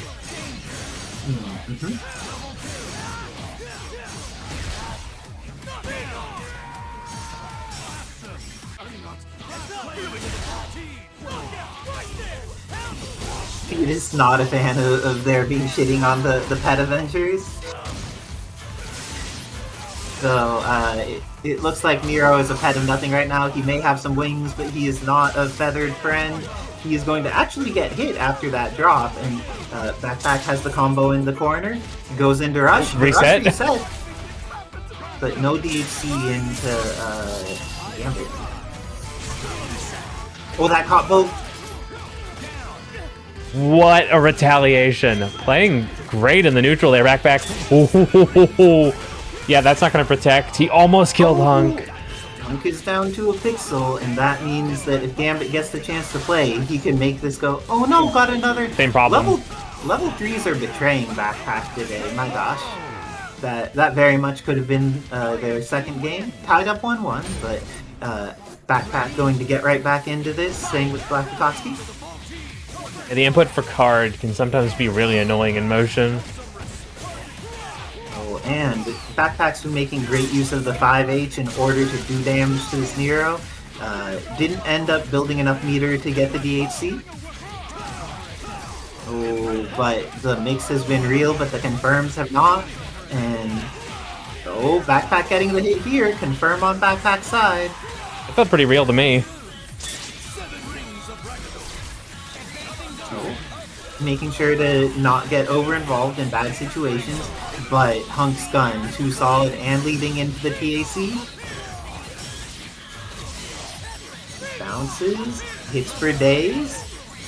This character gets to have all the hits done, and going to be able to bring in Stranger for the mix, and going to Snap. How do you feel about that Snap? I do feel like the Gambit is threatening from CaptainBackpak, and wanting to get rid of him makes a lot of sense. Yeah, this character's been very good in Backpack's hands for a long time, and we all know that Megaman's a little newer to his roster. That was crazy. Good use of the assist to get sequences there. And great frame trap with the Cajun Strike. Oh, putting the pressure on. No X Factor available for either of them, but in the stare down, BLACKxAKATSUKI ready for it. Swings and goes for the level 3. Going to be able to kill off Gambit. Still has 1 bar on deck for neutral and or killing off of this Megaman. Great air dash up there by hit the fire barrier, but didn't get the bounce off of it. What a reaction. Let's go Backpack. He's controlling the neutral, and he's got some pretty good keep-away tools. Maybe not the HUNK's level, but he can cross these gaps if he needs to get this last little bit of damage. So let's see if Akatsuki's relentless precision or Backpack's unpredictability, but HUNK closing it. Grenade into grenade is quite a combo, especially when the enemy's cornered like that. Backpack had that with impossibility and did a great job of getting out of the incoming mix-up with the air dash up, but just a little bit more stable from BLACKxAKATSUKI. Doesn't respect. I appreciate that. Setting that up, and that's going to be the super. Is it enough to kill Nero? Leaves him at a pixel. Is there a tag? Oh, just got the poison instead. Ooh, the kick did not work out, but this is looking very solid. Oh, the drop from BLACKxAKATSUKI's real, and because of that, now it's very advantage to Backpack. Oh, but they were just out of range. What a punish! Oh, no, small hitbox. It gets the tag out of it. But we saw that the grenade usage has been very solid here from BLACKxAKATSUKI. Knows how to keep them on screen in a way that makes it hard for bad box art Megaman to get going. How did he not get hit by that first connection? Wow. Oh, but US Agent survives. Oh, had it but didn't believe in his assist. In this case, though, everything's working out. Got the additional hit, going to be able to kill off HUNK, but Anchor Stranger against the half of Backpack's team. Yeah, forced the X out of Akatsuki on a pretty favorable term there. Oh, got knocked into the air, but ends up okay, and the confirm from BLACKxAKATSUKI, able to make sure that that goes in, gets the cross under, and this is looking like it will be the end of Gambit with the level 3, and BLACKxAKATSUKI takes it 3-1, but every game, down to the last character, last moment, solid stuff by Backpack, and making that an incredibly close set. Bringing bad box art Megaman up the top 8 and showing why. That was an impressive showing for where the tools on that character can really play well. Very solid stuff and great placement to CaptainBackpak, making it into top 8 and doing well, but that means BLACKxAKATSUKI is going to move on to face. No argument. Okay, so looks like this time it's the Batsu team that's coming out. We've seen different teams from GoldenNut, 3 different teams this tournament so far, displaying a lot of characters, all of them being Shoto adjacent between Sakura, Ken, and Batsu. But this is looking like, ooh, they get to play, they don't get to play. Okay, more thing to play. The tag is there. Is this a confirm? I've tried to fight Batsu against Blade of Scion. There's definitely some things that are very struggly for the character. However, Evil Ryu, we've shown time and time again, gets it done when he snaps.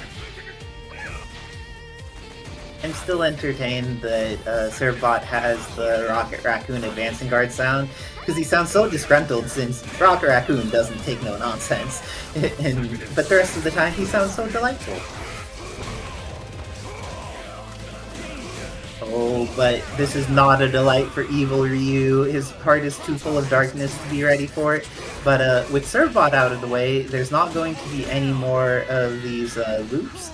But FoxGirlSephy may just kill, and gets the command throw into the confirm, has X Factor available, believes in their combo instead of X Factoring early. And this is what happens when you don't X Factor early. You get put back into the corner, you lose your Blade of Scion, and if Red She-Hulk hits, her damage is fast enough that you may not get the opportunity to go into... Oh! Got the hit. And with that, FoxGirlSephy takes the first round. Able to make sure that having those 2 supers at the end for Professor X did the job. How do you feel about start of a round super command throw? Not even just like a command throw, but a command throw you choose to invest bar in Wizard 10.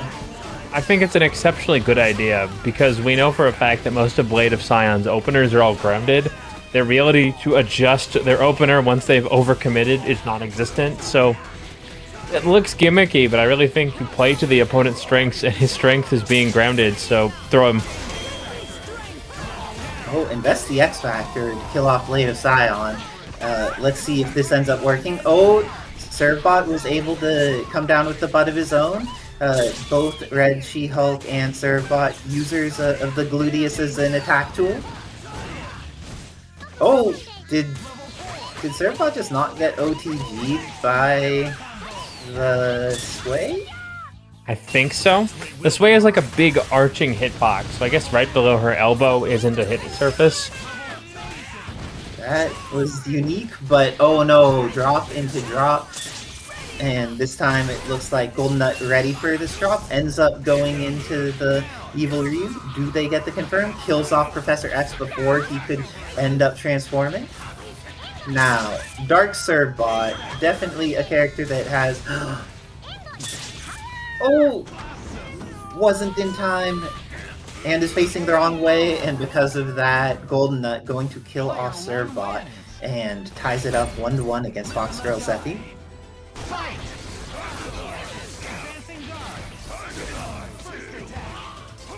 Oh, but when you get the throw as a starter, this is looking very good for FoxGirlSephy. Has access to that Servbot assist, should be able to kill Evil Ryu while building meter. Oh, and even better than that is killing Evil Ryu while building meter and making sure to kill off the 1 bar of Evil Ryu's bar since he attempted to super out of it and could not get out. Also, having a double jump means that you can just opt out of that initial pressure from Blade of Scion, but once you get thrown, it's another story. And with this, it looks like this is going to be... does Batsu's super dive kick work? I assume not. I think it's a possibility. It's pretty fast. But mashing crouch light on start there. Oh no, but it went for a TAC, and that was not the situation to TAC in. It's too far.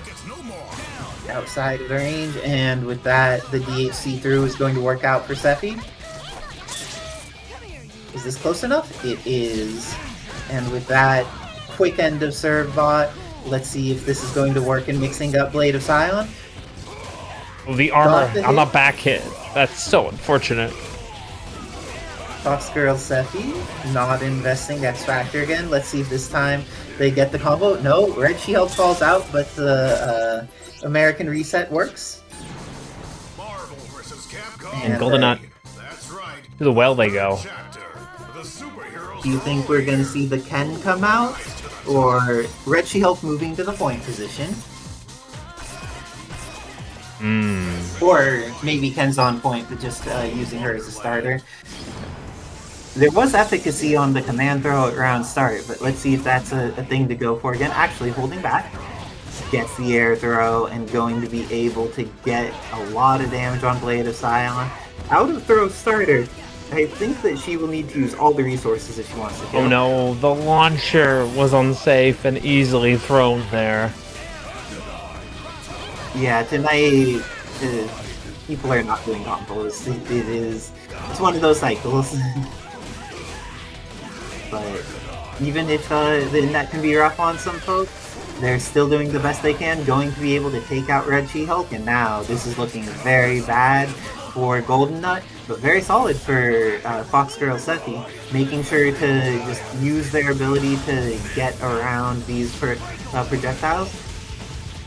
Text the throw, and now, is this going to be an opportunity to kill Evil Ryu?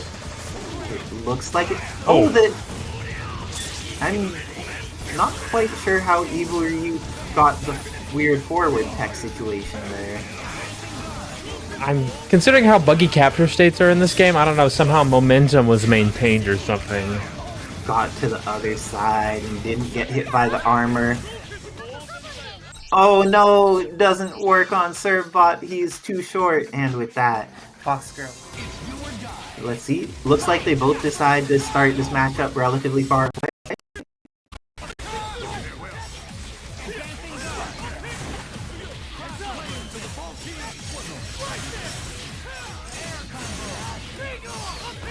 Oh, and even though the first... Oh, it went the wrong way! Autocorrects being a failure, but then hits with the armored full screen overhead and is going to be able to kill off Ken, and because of that didn't need to spend meter, which is a big advantage for BLACKxAKATSUKI. Yeah, the maneuverability of Venom, and he's also large hitboxes, can make it a little hard for Nero, but once you get the starters, it goes the other direction, I think. Oh, and I've seen BLACKxAKATSUKI do these amazing corner combos. Manages to bring Venom to the corner. Mash on this symbiote. Oh, decides not to invest the meter, and if you don't invest the meter, there is the chance that you will just die here. Decides to go into Venom Web. This is not going to kill. I think that means there's another chance for Nero to do a very long combo here. Okay, Stranger, the control aspect of just putting up those orbs means that you can reset the neutral on the fly, which is what Akatsuki benefits from. But once you're put back into the corner, Stranger starts to become a glass cannon that he always was. Oh, getting in there, getting over the Strider 2099 assist and going to be able to kill off Venom. This is looking very good for BLACKxAKATSUKI. Nice double jump back by the best of the Xboxes. Putting stuff on screen. Putting stuff on screen seems to be working pretty well for him. Oh, but it comes out even when Stranger gets hit, but the happy birthday is exactly what Xbox needs. Going to be able to get... Oh no, only got one little bit on Nero, but still has a good 70% of X Factor left for getting this mix. And perfect sequence play there. Recognized exactly when they transitioned from the punish into the bomb and then into the mix. Great 2099 comeback there by happy little Xbox. Gets on the board against BLACKxAKATSUKI. Oh geez, HUNK. Oh, and that attack lost its hitbox because it went into the Venom trap. Oh, and now this is the beginning of... Oh, Ken was too far from the corner for that specific extension to work. Every single character on BLACKxAKATSUKI's team other than Nero is bleeding.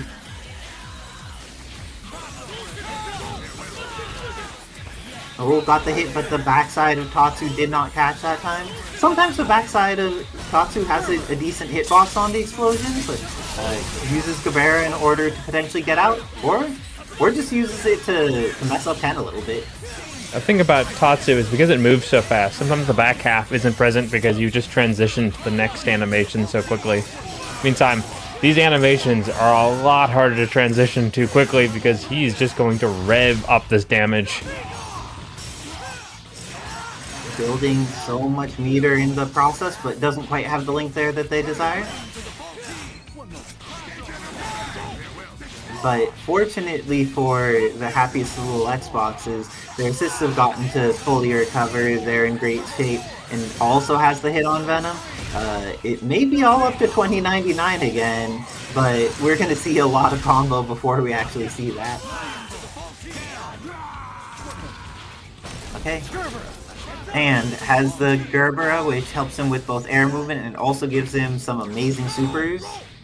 Has access to full screen beam that can't be advanced guarded, and this, which now down to overture. Versus the X, this is a matter of being careful. Xbox possibly could have pressed their offense, but they didn't want to take a risk there. Instead, just sticking to the offense, but sequentially safe each time. Oh, that time they did the slide down the wall before going for the kickoff of it. That was enough to open up BLACKxAKATSUKI. Now Nero's coming in, needs to keep this mix. The double jump gets them through. Oh, but there's still just enough X Factor left that Xbox is able to do that on a single bar. Now, all up to HUNK. Great character for it to all be up to. Oh, but the hit is there. Do you think Xbox is going to be able to get the kill here? Decides to just put down the bomb, go for... Oh no, bomb didn't come out. And gets the additional mix. Please just reenact and keep this easy. Yep. Simple. 9 seconds, gets the kill. Man, Strider's putting in work.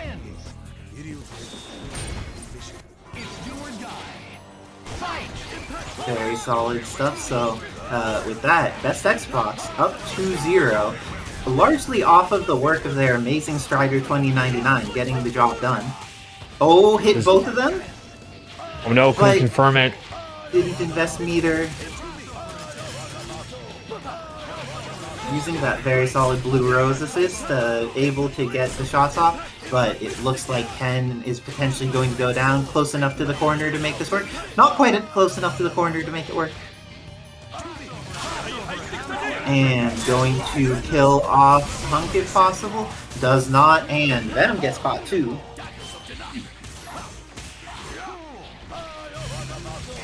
Ooh, this is looking very solid for BLACKxAKATSUKI, but everything had been looking solid for them before too, but it's just one of those situations where, oh my gosh, is this gonna kill?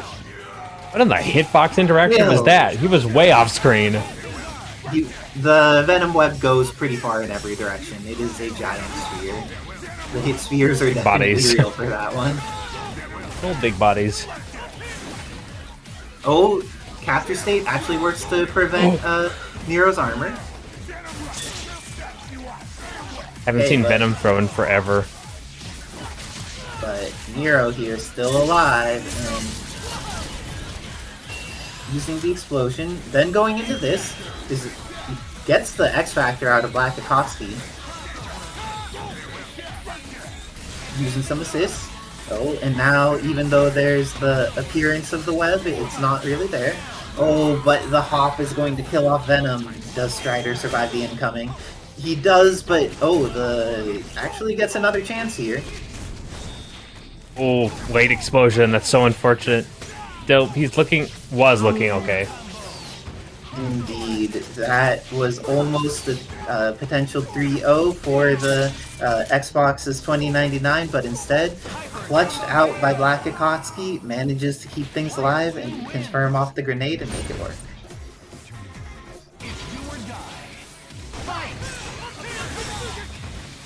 And of course, Nero gets the armor through that. Very scary for both players, both of them just being very respectful. Oh, and great anti-air there by BLACKxAKATSUKI, going to be able to get this confirm on 10, pushes in towards the corner. And got Gerber activated.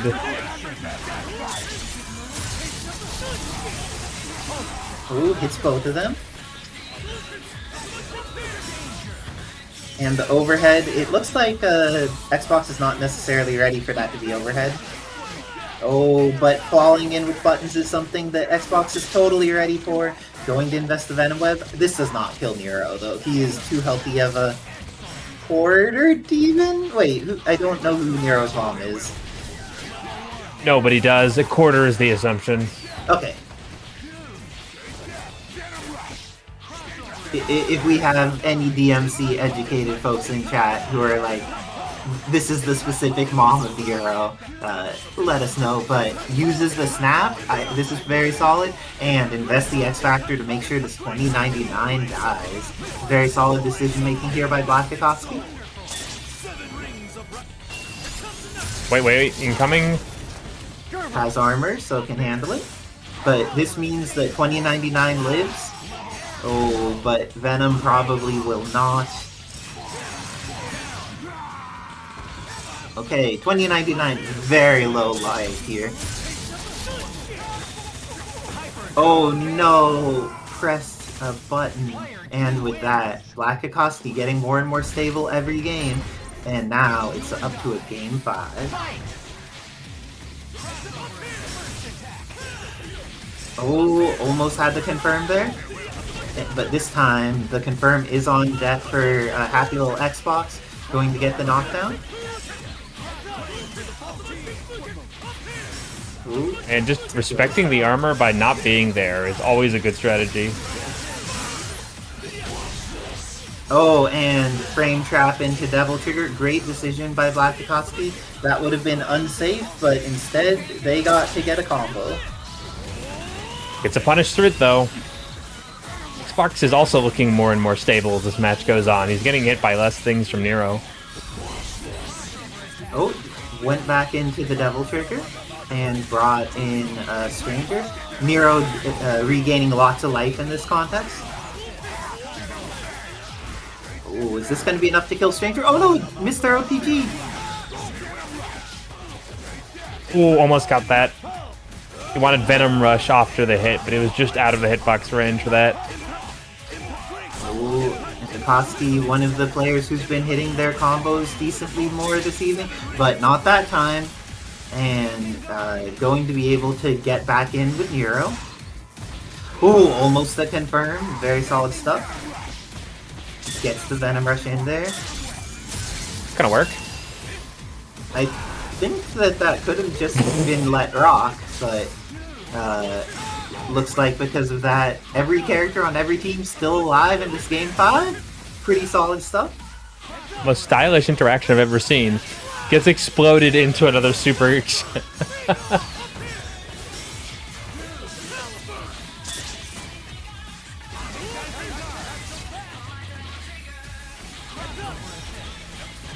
Yeah, just no desire from Xbox to commit. They're pretty impressive at how they can change tempo from aggression to just control.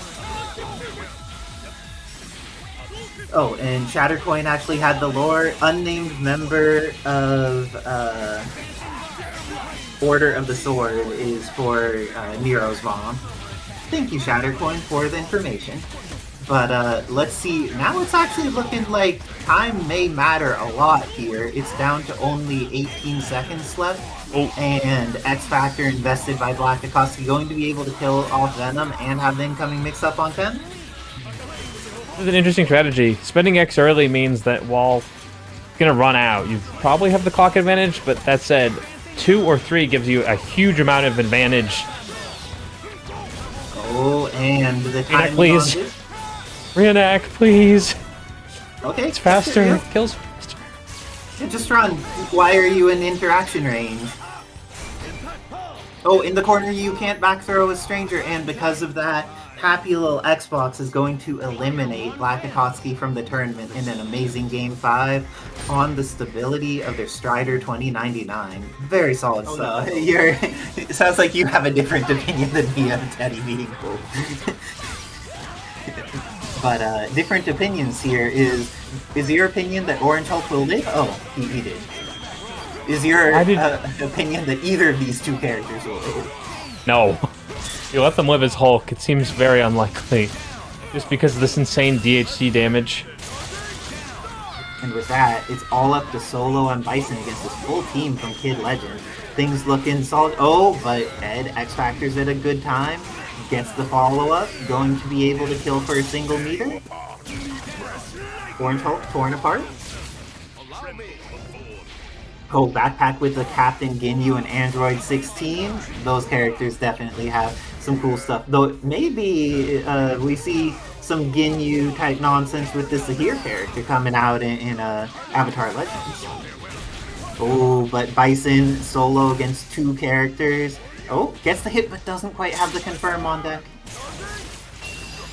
Is able to get around it. And now 2099 comes out. Kid Legend knows to keep things safe, keep all their characters on deck. And ready for the punish. Has meter. Do they keep it simple? Goes into Brionac on the second jump. I appreciate keeping it that level is simple. Good stuff.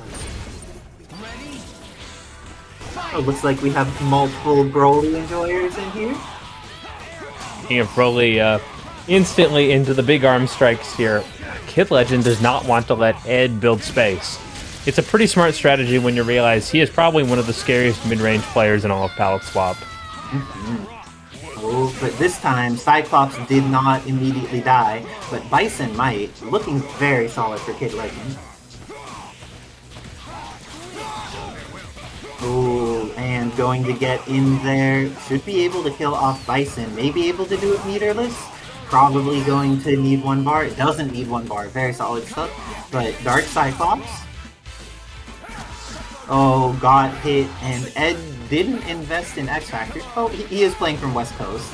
But the command throw is something Ed will always invest in. Has the hit. Is he going to use 3 meters or X Factor, or what do you think? I think 3 meters makes a lot of sense, but oh, missed the last part of his combo. That's unfortunate. Oh, ready with the Cyclone kicks, and now US Agent's going to go down, and Orange Hulk will lose the majority of their life. Oh no! Ed, did dash up Optic Blast afterwards. I'm not sure if that was what was intended, but this is looking like Kid Legend's about to take another game. And with that, Kid Legend going up 2-0 over Edsadiet, trying to make it into winner's side of Grand Finals.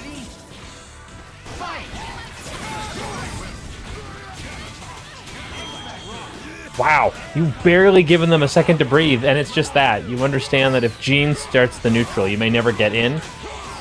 So you just force the portal open for as long as you need. Okay, X invested, but looks like this is going to be... Ooh, went for the EX Devil's Reverse. Got the teleport, but didn't actually get the pressure afterwards. Oh, but this is looking very solid for... it has been looking solid for Kid Legend. Is this going to kill off Bison? Nowhere near. They'll force a lot of resources and can probably take most of Meter and X Factor to just kill Orange Hulk here. Oh, this is going to do so much to US Agent.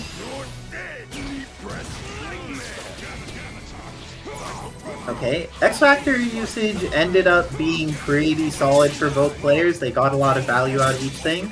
And going to be able to kill off Orange Hulk and get rid of the majority of US Agent went from looking terrible for Ed to actually pretty decent. Gets the Psycho Crusher out. Wow. Ooh. Roll into overhead, too solid. Going to get the kill on Bison, so now it's up to solo Cyclops. Cross them. Ooh, almost chipped. Oh, but the crouch light does it, and now going to be able to build meter by pressing buttons. But great double jump there by Kid Legend. Going to be able to do some damage, but I think Cyclops is still alive going with that routing. Oh, the pressure is solid. Oh, but now avoided the command throw, and with that, Kid Legend going to very swiftly take the set 3-0 to move on to winner's side of Grand Finals. And now in Learner's Finals, they will fight the winner of Happy Little Xbox and FoxGirlSephy. Okay, I got another answer to your question earlier. Dembukio fighting to get out, and if Sephy decides to just try and kill the character if she gets Ken. What do you think on that, Wizard Tim? I think you have that interaction. Backing it also, the fact that Venom Trap, I think, really does a pretty good job of stopping a lot of grounded options, means that you will have trouble even setting it up.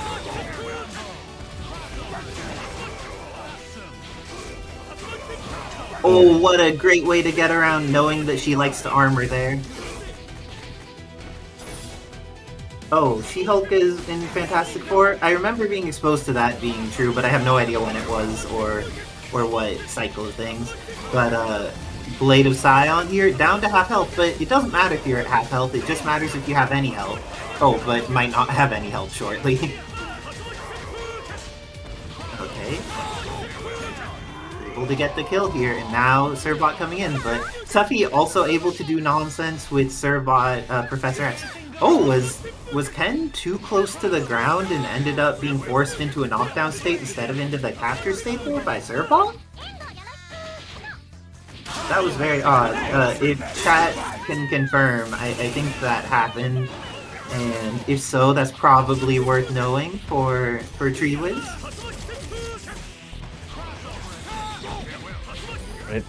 Yeah, doesn't really have to worry about the bar here. Or, for the matter of the character at all. Tatsu from the heavens. And, best set, or the Happy Little Xbox. I keep saying best, but, like, they upgraded. Instead of needing to value themselves in relation to others, they could just be happy in their Happy Little Xbox now. And I need to remember that. But, let's see, going to go back in with the Ken. Ken has been an effective choice against all of these characters. Oh, in time? Not quite in time.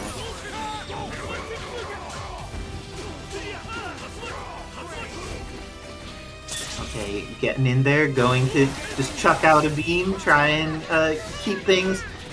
honest is not the word I want to use, but within the point where they have some neutral control, by getting the hit here. Okay, so does Sephy just kill this character? Ends up going for the snap. Yeah, brings in Strider. That's exactly what you want to do. Just force positions where Sephy doesn't really have a lot of advantage. Oh, and going to be able to kill off the Blade of Scion here.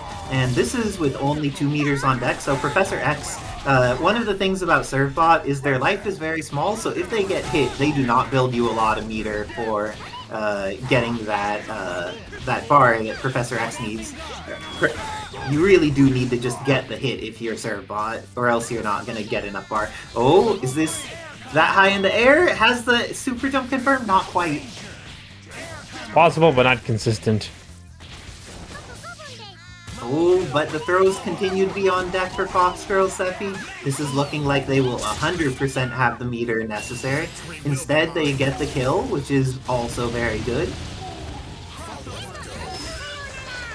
Builds up all the meter and is going to build up Onslaught. Oh no, did not get the reset, and because of that, now they are in a very scary situation where they don't have the revive on deck. Ooh. Air dashing for the hit, but no confirm. And you can see that Venom's unique dash Does give him a lot of the ability to just wait and see if X moves. However, bend to my will at too close a proximity without blocking is just going to become a problem like that. Interactive counterplay. Oh, with the trade, but the trade... that was the opportunity. And the tag back into Ken, looking very solid for Happy Little Xbox. Going to get the kill, and now it's all up to Anchor Servbot. There's 22 seconds. Did the unsafe thing that Servbot could have punished into a kill, but... Ooh, and now in a situation where Servbot... got hit by the projectile, which means that they lost their super. Super jumps, avoid this. Just burning the clock, super a great option, is either it hits, or it's safe. And with that, Happy Little Xbox going up 2-0 over FoxGirlSephy. I think that... Oh, she's changing teams into the Robbie. How do you feel about Robbie instead here? It's heavily dependent on a few factors, but I do think Robbie Reyes is a character that's slept on for how insanely strong his mix game is, and Sephy does really like to create strong mixes, so if they're up to the challenge, this character will definitely work out. But I've never seen them play it consistently. I think I've seen some training mode things from them with this, but I don't know that I've seen them run it in tournament bracket. But Nero assist getting a little bit clipped here, but she's able to protect her boy before he goes down. Lots of attack plus S to move around. Trying to put stuff on screen to control the behaviors of this Robbie coming out from the Xbox. Oh, and Tatsu's right into the movement tool, going to get the knockdown, and go straight into super, going to be able to kill off Robbie, but now Nero's coming in. We've seen good Nero stuff earlier this evening from BLACKxAKATSUKI. Let's see if we're going to see some more quarter demons in action. A very unorthodox, slower dive kick character, but they're just pretty hard to punish and have huge gain value on them, so you're going to see them a lot. Whoa! That was risky. Oh, gets the pickup. Oh, but then drops the rest of it. And Happy Little Xbox, happy to back off, doesn't want to get involved in situations. Maybe trying to bait out some assist usage, but now all the way in the corner here. And great throw from Sephy, going to be able to do this. Has been good about getting that confirmed consistently in the corner.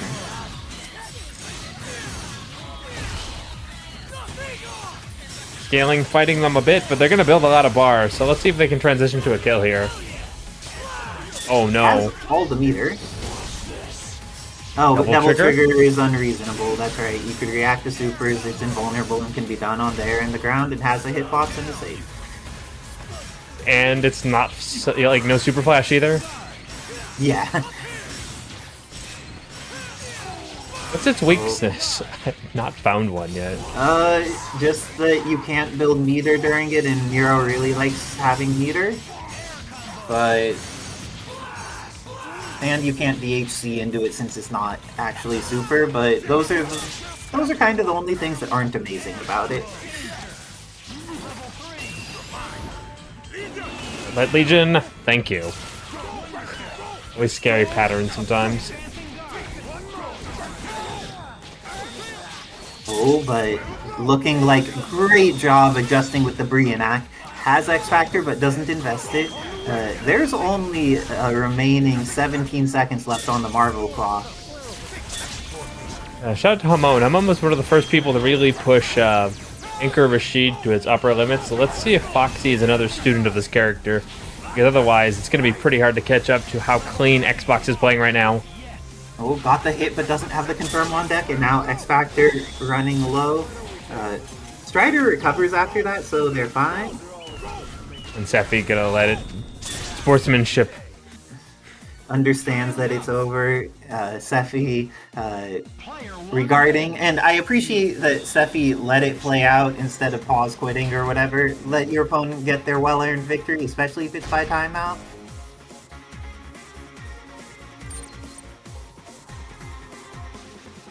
You never made lettuce chips? With an air fryer. My mother makes lettuce chips. She coats them in like spices, strips them thin, and then into the air fryer. Nice. I have not heard of lettuce chips. I may have to check that out at some point. And I'm loving the use of Jin here. Jin, definitely a scary character, and going to get in there against Jean Grey should be able to kill her off.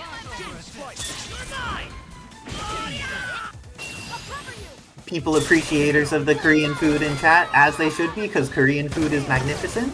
Highly recommended. And recommending soups if you're looking for a thing to do to make sure that your lettuce or cabbage is not going to be bad for your internal organs at this point, as an alternative to make sure it gets up to that 158 that's needed for safety. But Jill does not cook it to 158. She's like, I'm safe all the time anyways. It doesn't matter if everything appears to be unsafe. Yeah, she's already got so many parasites in her body that new one ain't gonna do nothing.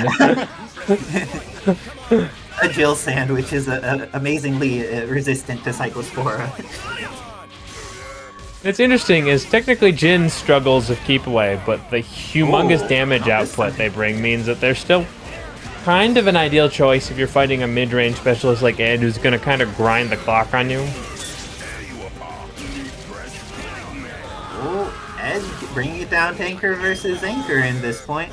Oh, went for the teleport mix but didn't quite get it. Oh, but this is going to be punishable. Oh no! Xbox didn't realize that Solo was going to catch them, but it all worked out. There was no combo, and now either of them can make this happen, but it looks like Xbox will be the one. Still has enough X Factor to go into reenact.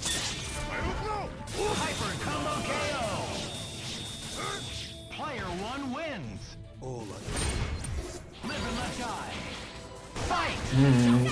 I'm glad that people in chat recognize the greatness that is kimchi, and all of the banchan that gets applied as a bonus to the wonderful foods. Oh, but this time Jean does not die as immediately, so she's going to get a chance to play. Is this going to be the game changer, Wizard King?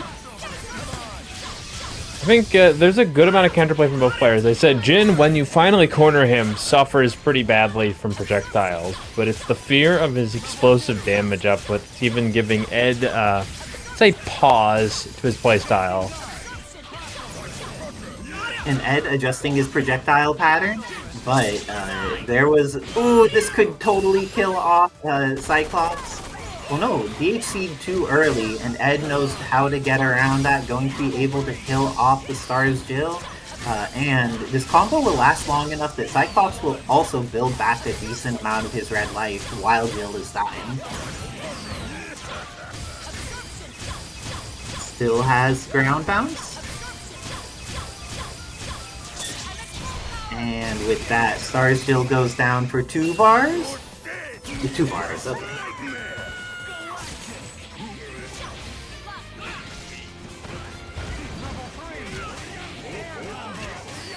Yeah, how much does Ed want to spend here? Because hopefully Bison can struggle to get kills as an opener. Oh, I think the Jean had been summoned too recently and couldn't DHC. Oh, but just got another hit. Why do a kill combo when you could just hit them again?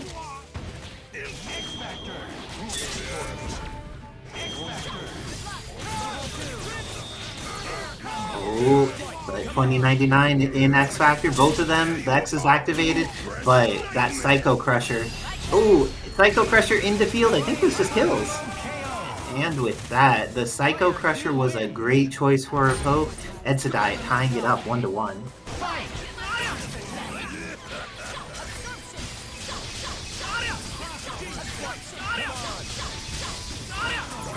Oh, got the cross-up dive.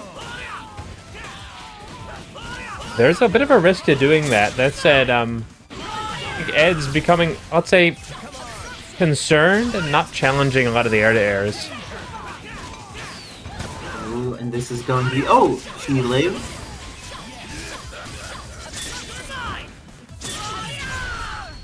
Okay, DHC on deck. And... Oh, that protected Bison for most of it, actually. His super was just good enough to make it work. And the attack saves him. Assists are homies. Always remember to summon your assists when it's correct to stay safe. Ooh, that's a good starter. You don't even have to spend if he gets the full route here, or just... Oh no! He lives and is able to get through the bullets. Realized that it was going to mess up, and the TAC break is perfect from the happy little Xbox. In a very solid situation, has gotten the X Factor out of Ed, and now it's down to just Jean.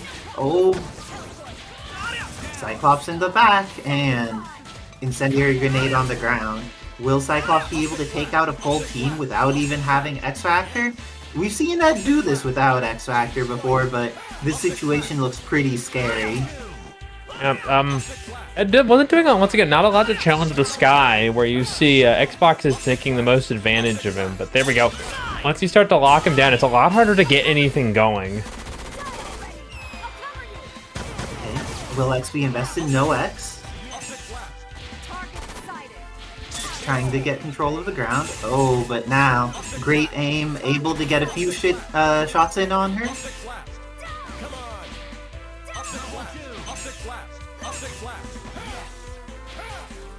Okay, this is getting down to the last bit of time, but the healths are at a point where this is very possible for Ed to just make this happen.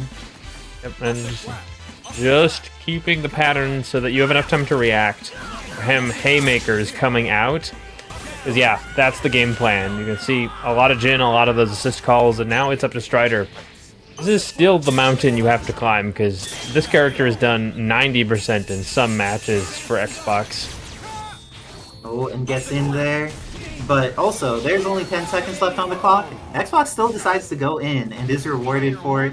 Going to take the game over Ed, going up 2-1 in this set.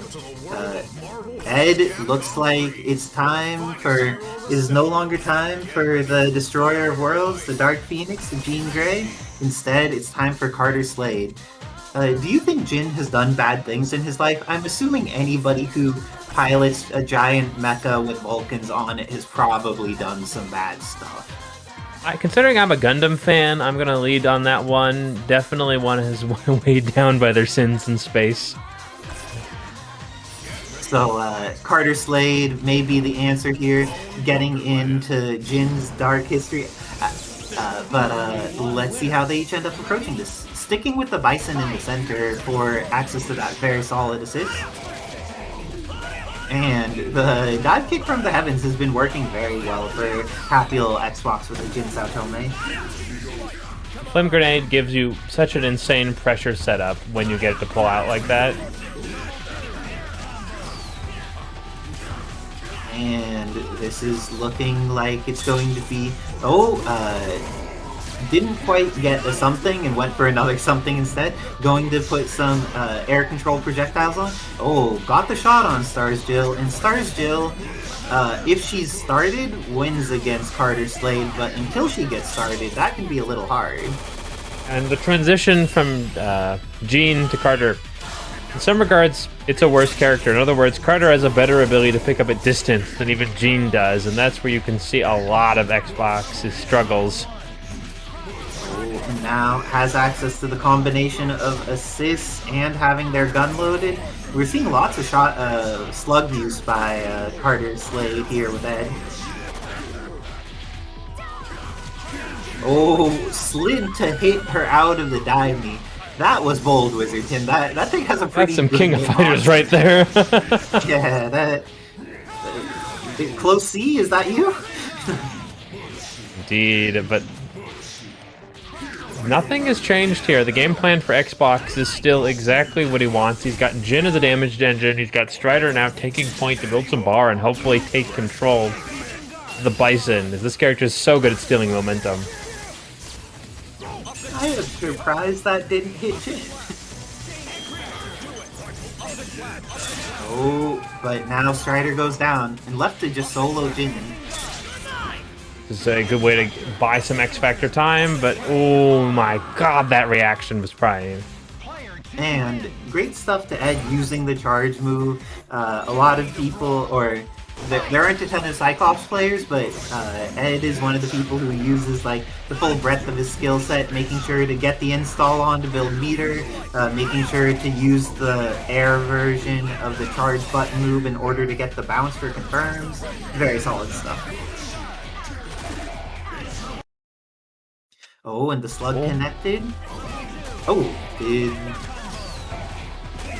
Okay, so Carter Slade looking like he will be dead here, and only 1 meter necessarily to do it.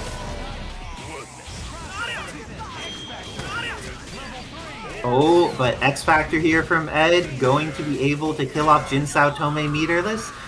Decides to leave Bison in, gets the teleport, going to be able to kill off S.T.A.R.S Jill. Oh no, did not kill off S.T.A.R.S Jill.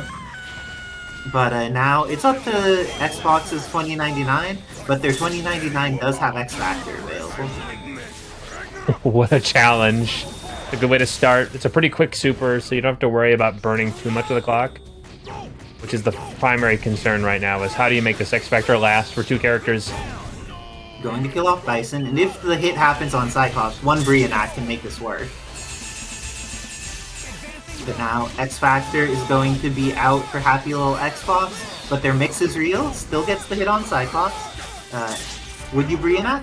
Looks like Xbox would like to. Gets the knockdown, does not get the knockdown. Oh, couldn't get anything else off of that? Ooh. They are slugging it in the streets here. And Ed using multiple supers in order to get some chip damage in here. Recognize what are your outs here. Definitely want to slow down the Strider and chip away at that life total. And it's now in the place where if they get like 1 good confirm into super and then 1 good chip super afterwards, this is going to be the end of 2099, so very scary situation for both players. Okay, 1 super remains, and the life totals are so close. Slide maybe? Oh, just hold it. Oh, and Strider pressed the button, but Ed was able to re-aim, and with that additional aiming, it looks like... Are we going to a Game 5? Oh no, that was the Game 5. Closed out by Ed. But Kid Legend, good movement, good aggression, could make stuff happen. Got the jumping heavy, but didn't have the range for the air S and didn't realize that you needed to convert into the dive kick instead. Oh, but now taking control of part of the screen, and the assists are also getting blown up. Carter looks like they might be the right decision here. Reset, all part of the plan. We went for some schmicks there. Command throw on deck. That was super close on a thread the needle sort of punish. And it's great because we rarely get to see Carter Slay's horse. I mean, this man is a spirit of vengeance, but he doesn't need a car or a bike. He has a dead version of an animal. Come on. I mean, well, it doesn't consume fossil fuels. It certainly still produces methane. I think they need to be alive to do that. Oh, well, I guess when they're burning, they probably produce a lot of unfortunate things. Never mind. I do not know the contents of Burning Horse.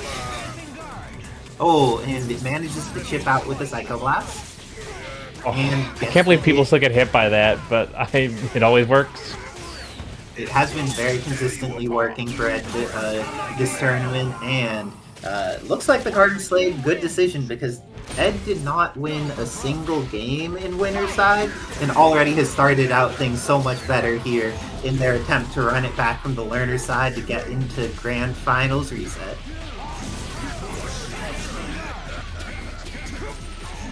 And Kid Legend needs to try and get in against this character who has so much control over the ground and so much control over the air. Oh, make sure to be outside of the range where the command throw could get him. Because sometimes, if Orange Hulk's up in there and you're too close, you could maybe just get caught by that, but looks like very swift ending to US Agent. Looks like an entirely different matchup from what we saw on the winner's side of the bracket. Carter Slade, just in general, has a higher damage per punish, even if his capabilities aren't on the same level as Gene for just walling stuff.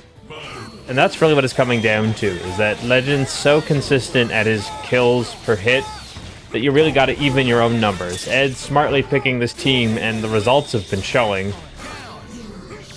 Oh, dash up M does the job. M.Bison ends up getting schmixed, going to probably die during this X Factor duration. Brionac. The Brionac is on deck, and before X Factor runs out. Crouching medium may have killed there. I always love when Legion doesn't suck. It brings me so much joy. One of those people really looking for those rare Easter eggs in the bunch. I am a fan of Legion not sucking. Oh, but the Gene Splice is real. With the confirm on deck, has X Factor. Oh, but doesn't get the confirm off of X Factor and gets hit by the 2H. Brionac, is this enough? Oh, what a pressure sequence. And with that, off the back of their 2099, very solid stuff by Kid Legend. All the other characters got blown up by Carter, but then every single character on Edsadiet's team just died to 2099. But this time, Orange Hulk gets to get moving, is going to be able to at least do some serious damage to Carter Slade. Face the backdash. Successful. The trade. But the thing is, Carter Slade with like 15% life left is still very scary. Especially if he confirms off of his slug like that, going to be able to get... Oh! Missed on the... Oh, bigger problem. Oh, Bison going to take a huge amount of damage. Does not die, however. And X Factor... Bison very dead, but now X Factor done for Kid Legend. Ed going straight into Super. Gets the Gene Splice, does not get the Gene Splice, and X Factor's to stay safe. And that checkmate every time has successfully put a lot of pressure on his opponents and given him a free escape at worst. That is an amazing little piece of synergy there. And with that, this is looking like it may... Oh, it could have been the end of Cyclops. Oh, how did he get that? Wow. I am also amazed that throw was not in Ed's favor, because it looked like Kid Legend was still in recovery is what it felt like. Oh, didn't either get Gene Splice or level 3, which would have done the job. And now, it's looking very solid for Kid Legend, up 2-1 in Grand Finals. This may be the final game of the night. It's match point for Kid Legend, and gets a successful hit on Carter Slade before he could establish his space. Goes for an optimized Oki situation there. There's a lot of bar for it too. Oh no! Ed ended up putting on his hat and not realizing it, and was just standing there posing. Do not recommend standing there posing when a gamma-powered superhuman is attacking you. Do not do it. The posing is not worth it. Why didn't it combo there, the assist? Bounce status, I think. Okay, and Bison did. That's so unfortunate. X Factor into get hit, into get comboed off of that is very unfortunate for Ed. But Ed has their most commonly practiced character alive, and on top of that has one of the best assists for them. So this is still very possible for Ed to make happen. Let Legion into DHC. Think that should cover? Ow, Legion sucks. Yeah, Legion is not there for durability. Oh, got the knockdown, but didn't have it worked out. Great Air S, going to be able to kill off Bison here. Has meter on deck, has another assist. Oh, no, we got the unicorn hit again. And interesting up the AC, brings in the Cyclops. Ed trying to tie up the score here. Oh, great job being patient and then dashing in so he didn't get caught by the Super Optic Blast. And with that, going to reset and be able to kill off the Cyclops. Everything looking like it's going Kid Legend's way. Does so without needing to spend any meter. It's all up to Bison, but Bison does not have a good life for this. to force another checkmate situation. Yeah, mid-offense is the best time to use Orbs Jr., and that was a successful pressure break. And your champion for this evening is Kid Legend, making it through all the way on winner's side, never getting sent to learners, and they are the champion of your palette swap number 99, going into the 100th iteration of this. Great stuff to Kid Legend. And to all the West Coast players who came over under iffy late